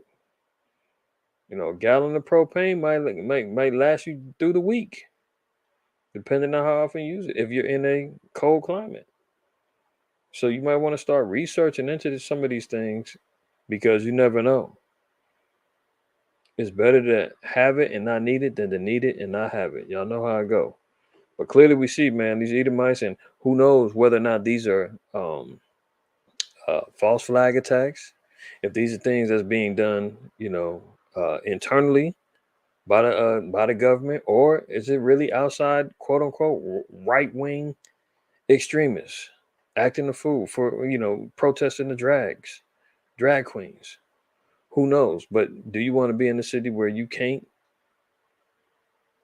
rely on what you already prepared for at home? Are you gonna wait for Esau to come in and say, hello, sir, I'm from the government, I'm here to help? You already know what that means. They're dragging your ass out of there, and who knows what's gonna happen if it gets to those points, right? So think about these things ahead of time. Let's move on. Uh, Getting back over to the plagues out there. The CDC is encouraging people to wear masks to help prevent the spread of the CV, the flu, and the RSV. See, that's a triple-headed monster that they got there. The RSV is a respiratory virus that's going on. Plus, you got the CV. Plus, you got the flu. So, they've managed to concoct a nice little cocktail of infections going around. Just as we start seeing, oh, antibiotics is low, they're nowhere to be found. Tamiflu, the little medicine that the so-called white man made for the flu. Oh, that's coming hard to find. Oh, children's Tylenol, that's hard to find now. Just as you were trying to find some of these over-the-counter remedies, if you choose to use his medicines, sometimes you get put in a position where you have to go there. I know most of us, or some of us, try to stick with the holistic methods, with the herbs and the vitamins, and the natural methods as best as we can, teas, right? But sometimes them things ain't powerful enough or strong enough to kick. And you say, well, damn, I gotta go to the doctor, man. Shit, he gonna throw me on some antibiotics, and then once I feel better, I'm gonna start picking it back up with my herbs. They can take over from there. But all of a sudden now, all those things are starting to come up short. Imagine that. Because what's he want you to do? What's he want you to do? Come get treated. We got you. Roll up that arm. Look at this. FDA approves unpopular bivalent CV shot for babies and encourages parents to get their child poked up before the holidays. Isn't that nice? Agency greenlit plans for updated shot to be given as part of a 3-dose course. So once you get one, you got to get the other two. Children aged 6 months to 4 years will get bivalent as their third mini dose. Yet the booster shots are very unpopular among adults, with the uptake at just 13%. So I want to be careful. I'm not going to, I was going to say something, but I'm not going to do it. But it's very interesting how they target in the youth, as they're saying that it's unpopular amongst adults. We're hearing about how strong this new wave is, and it's only showing how the lack of efficacy with these these boosters and these pokes in the arm are, and the protection is diminishing faster and faster. So essentially, the effectiveness of these treatments is waning faster and faster and becoming what seemingly to be vain. But the white man said, hey, doesn't matter. Bring the little baby over here before the holidays. Isn't that nice? Undercover video reveals a dean of an elite Chicago school bragging about handing out dildos, butt plugs, and lube. It's Friday Night Lights. Your kids should be asleep. All right. Undercover video reveals dean of elite Chicago school bragging about handing out dildos, butt plugs, and lube to students as young as 14 and bringing a drag queen to hang out during lessons about queer sex. This is what's going on in the school system. This is an elite school, so it's probably look. They're paying 40 racks a year. Joseph Bruno heads up Francis W. Parker School in Chicago, which charges fees of $40,000 per student. And this is what they're teaching the kids. So if you're trying to say that there is no targeted effort to promote a lifestyle, to promote promiscuity, fornication, adultery, sodomy. You trying to tell me there's not a concerted effort that they out here doing to these kids? I mean, at 40,000 per student, there ain't no Jake's going there. Yeah, Jake can't afford that. So clearly, and if Jake is going there, he's on some scholarship to play basketball or football or something. But this is what they teaching the kids now, man. They're handing out fake phalluses, butt plugs, and lube to students as young as 14. And then got a drag queen in it. No wonder the damn if they are Edomites running around shooting up power stations over protests. Look at this. Drag queen to hang out during lessons about queer sex, man. This is disgusting. Nothing is off limits. And this is all on video. It's all on video, man. The cat is out here openly admitting to this. Hidden camera, caught him slipping. Talking about this is the new sex ed. You ready for it? Welcome to Spiritual Sodom, man. In Babylon the Great. The transgender prison experiment. Look what they're doing. Uncovered male to female inmates in women's cell blocks drive rising number of rapes and abuse on the new front line in America's culture wars.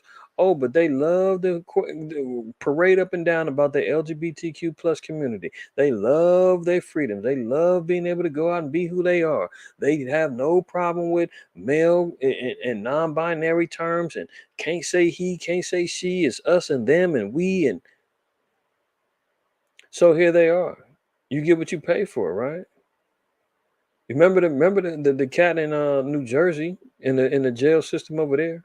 He got 2 women pregnant over there. I thought he was a damn sodomite. I thought he was a woman. Well, apparently his rod is working just fine, and he still got his desires for women. And apparently it's still going down with these other cats, male to female inmates, in there raping the women and abusing them. I mean, where's the LGBTQ plus community at? Why are they not out here protesting and saying, look, this is wrong. This is not what we stand for. These people need to be prosecuted at the highest levels of the law. This isn't, where are they at? You don't see them. Because this is part of the culture, man. This is what they get down with. This is how they're trying to, destabilize and demoralize the whole fabric of anything that's right. And as soon as you stand up and you speak upon it, man, oh, it's hate speech. Oh, you're being violent. Oh, you're not being inclusive. Oh, I'm offended. Don't call me he. Call me they. What? This is pure madness. So not only is it are they out here saying, "Oh, what's the problem?" So what? Your son, your daughter's only 14. Yeah, we're showing her how to use dildos and butt plugs, and we're giving lube to the students. How about that? You got a problem with it? Oh, you're being racist. Oh, you're exposing hate speech. You're being violent. You're being extreme. Look at it. Putting trans women in women's prisons is dangerous. Campaigners say fakers could seek cussier cell blocks and access to women inmates. They say incidents of rape and abuse recorded across America in the past year. Women describe non-feminine, bizarre, creepy individuals in prison blocks. In California, 334 male to female transitioners asked to move to a women's prison. See how they doing? 334. The men are saying, you know what? I remember. And it's ironic, man, because he's locked up right now. A rapper, Young Thug, he got caught on the video and they was talking about prison or something. And he said, man, if I gotta go do 25 to life, I'm gonna go get my breast did so I can go and kick it with hoes. And ironically, his butt is locked up right now under a RICO case, and he might be doing just that amount of time.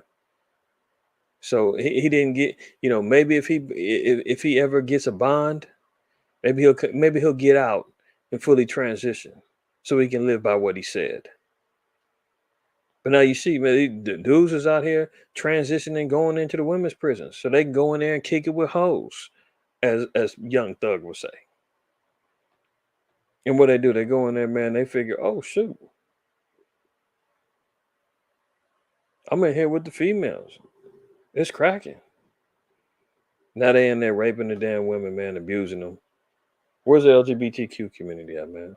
They don't see no problem with this. Is this what non-binary? Is this what all that represents? Oh, okay. Look at this. I was tired. Arrested non-binary nuclear waste guru Sam Brenton, 34, admits stealing a bag from Minneapolis airport luggage carousel and using it for a month. This is Department of Energy's appointed nuclear waste guru, courtesy of Slow Biden. Yeah, this guy works in the White House. Look at him. He's out stealing bags. Now, this was the first time. This was November 29th. He just got busted again, stealing another bag. Now he's got a federal arrest warrant out for him. And the White House still hasn't fired him. Imagine that. A Negro can't even steal a damn candy bar before his butt is locked up and facing a third strike. This dude's out here stealing 10,000, stealing designer bags and still ain't lost his damn job at the White House. And he's trying to tell me they're looking for LGBTQ plus discrimination and empowerment and all that. What? You getting all kind of favor, man. And to my knowledge, he still ain't been fired. Go figure. Outrage as Children's Wisconsin Hospital hires a trans activist as religious chaplains and spiritual care interns who believe that God is the trans. What?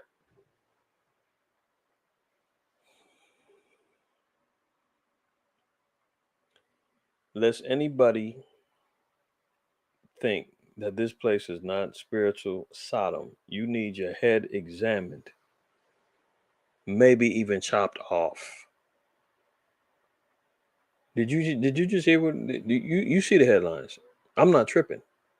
Outrage as Children's Wisconsin Hospital hires trans activists as religious chaplains and spiritual care interns who believe that the Most High is transgender. They have gone too effing far.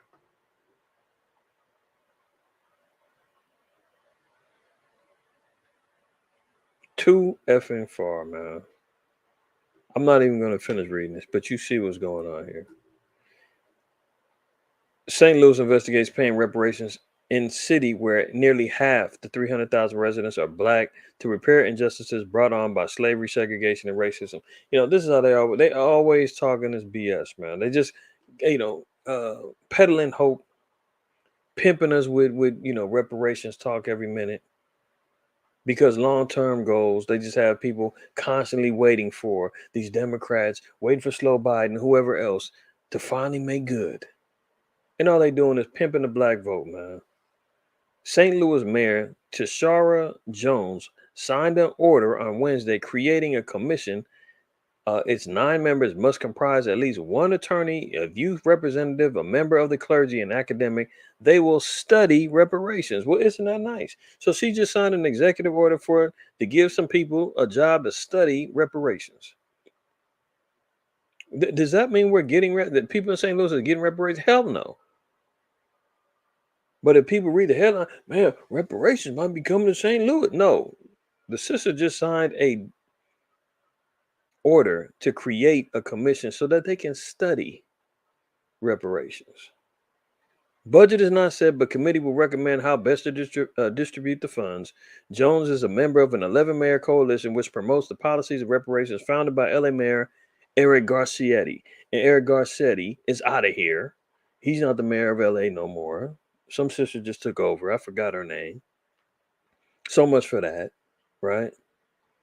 But these are just dog whistle keywords, man. That gets the attention of the nigga. Reparation? What? Huh? We might get paid. You ain't getting paid. That's not going down. Number one, the most I said in Isaiah.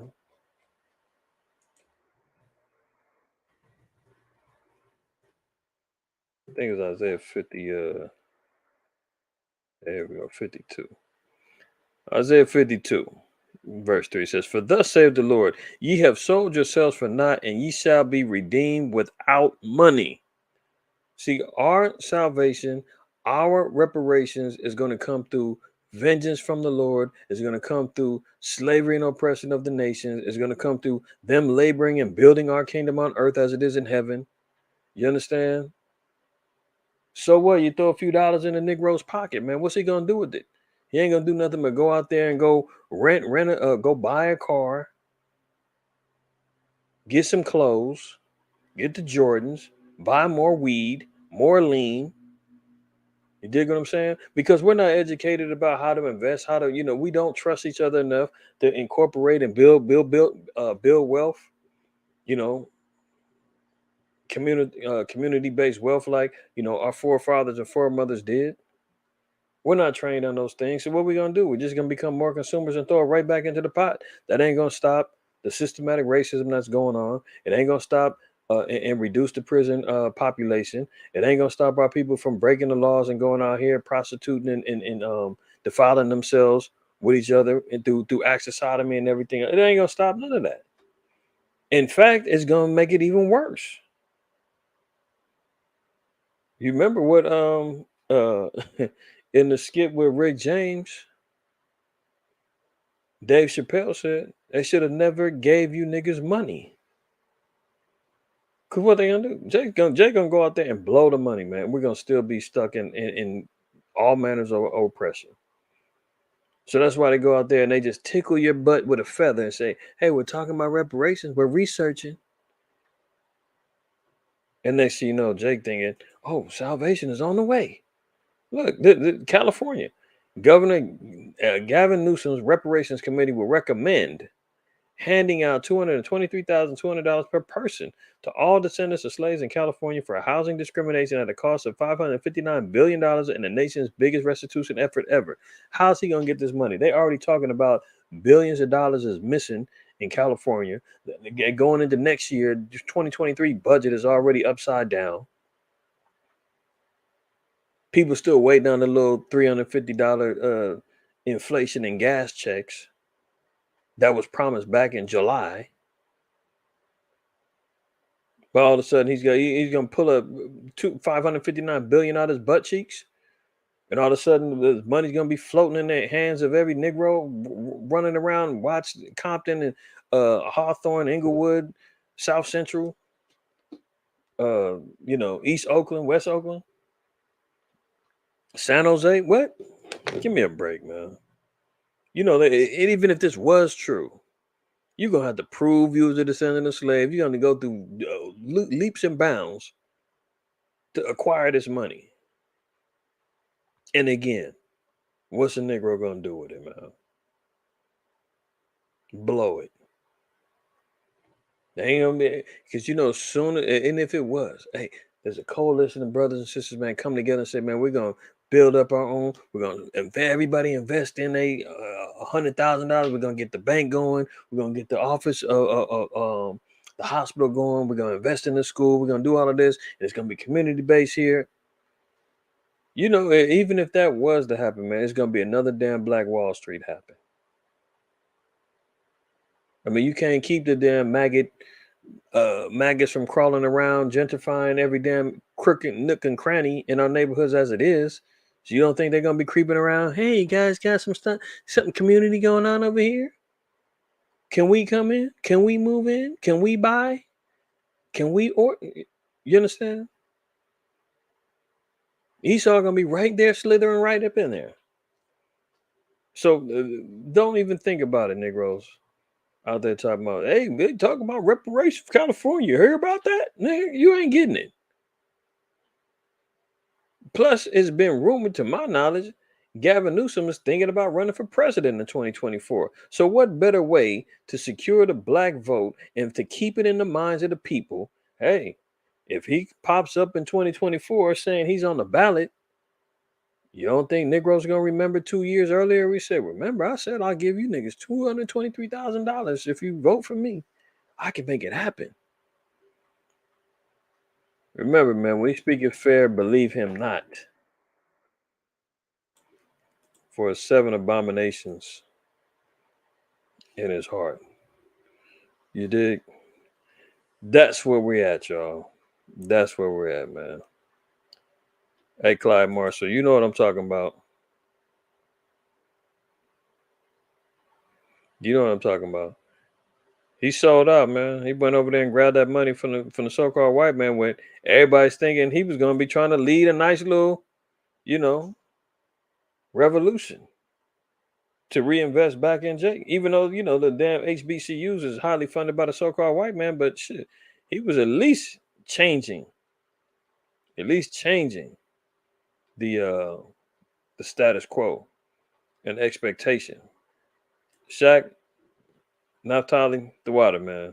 I know I'm late, but I couldn't put that on my. I couldn't get that figured out. Birth of a Nation. That's right. That was a Nat Turner movie, man. Uh, that's out there, right? But man, talk about it, Bayan. So that's crazy as hell. Even in heterosexual education, it was never extra. Our people got to understand this. That's right. Homeschool if you can. Because listen, man, that's just the status quo. That's Chicago. You know that's going to be the template that they're going to spread around all the rest of these schools, and they're already in there. They're already in there, man. They had the damn I showed the article, man, a couple months back, where Planned Parenthood was running around promoting, LGBTQ plus information, as they're still talking about abort the babies, and they're out here sponsoring gene hormone therapies. How about that? Yashar, hey, shalom, Mike. Shabbat shalom to you, good brother. It's been a minute, man. Hopefully you and the fam as well, man. Tell the brothers out there I said shalom. Yeah, birth of a nation. That's right. Uh, what what video you talking about now, Moa? I know I was talking a mile a minute earlier. Did I miss something? What's video? Help me out. But yeah, y'all already know what time it is, man. It's a lot going on out there, man. Stay vigilant, stay prayed up, man. Uh, y'all already know it's DSTM, episode 168. I want to give all praise, honor, and glory to the Most High while you have a shot, man. Always remember, fear the Most High, keep the commandments, don't shoot the messenger. All right. Y'all be well, man. Most High willing, man. Catch y'all tomorrow. Closing Shabbat class, 3 p.m. Pacific time. If you got some time, tune in. If not, man, y'all enjoy the rest of your Sabbath, man. Catch us on the rebound. All right. Shabbat shalom to the family.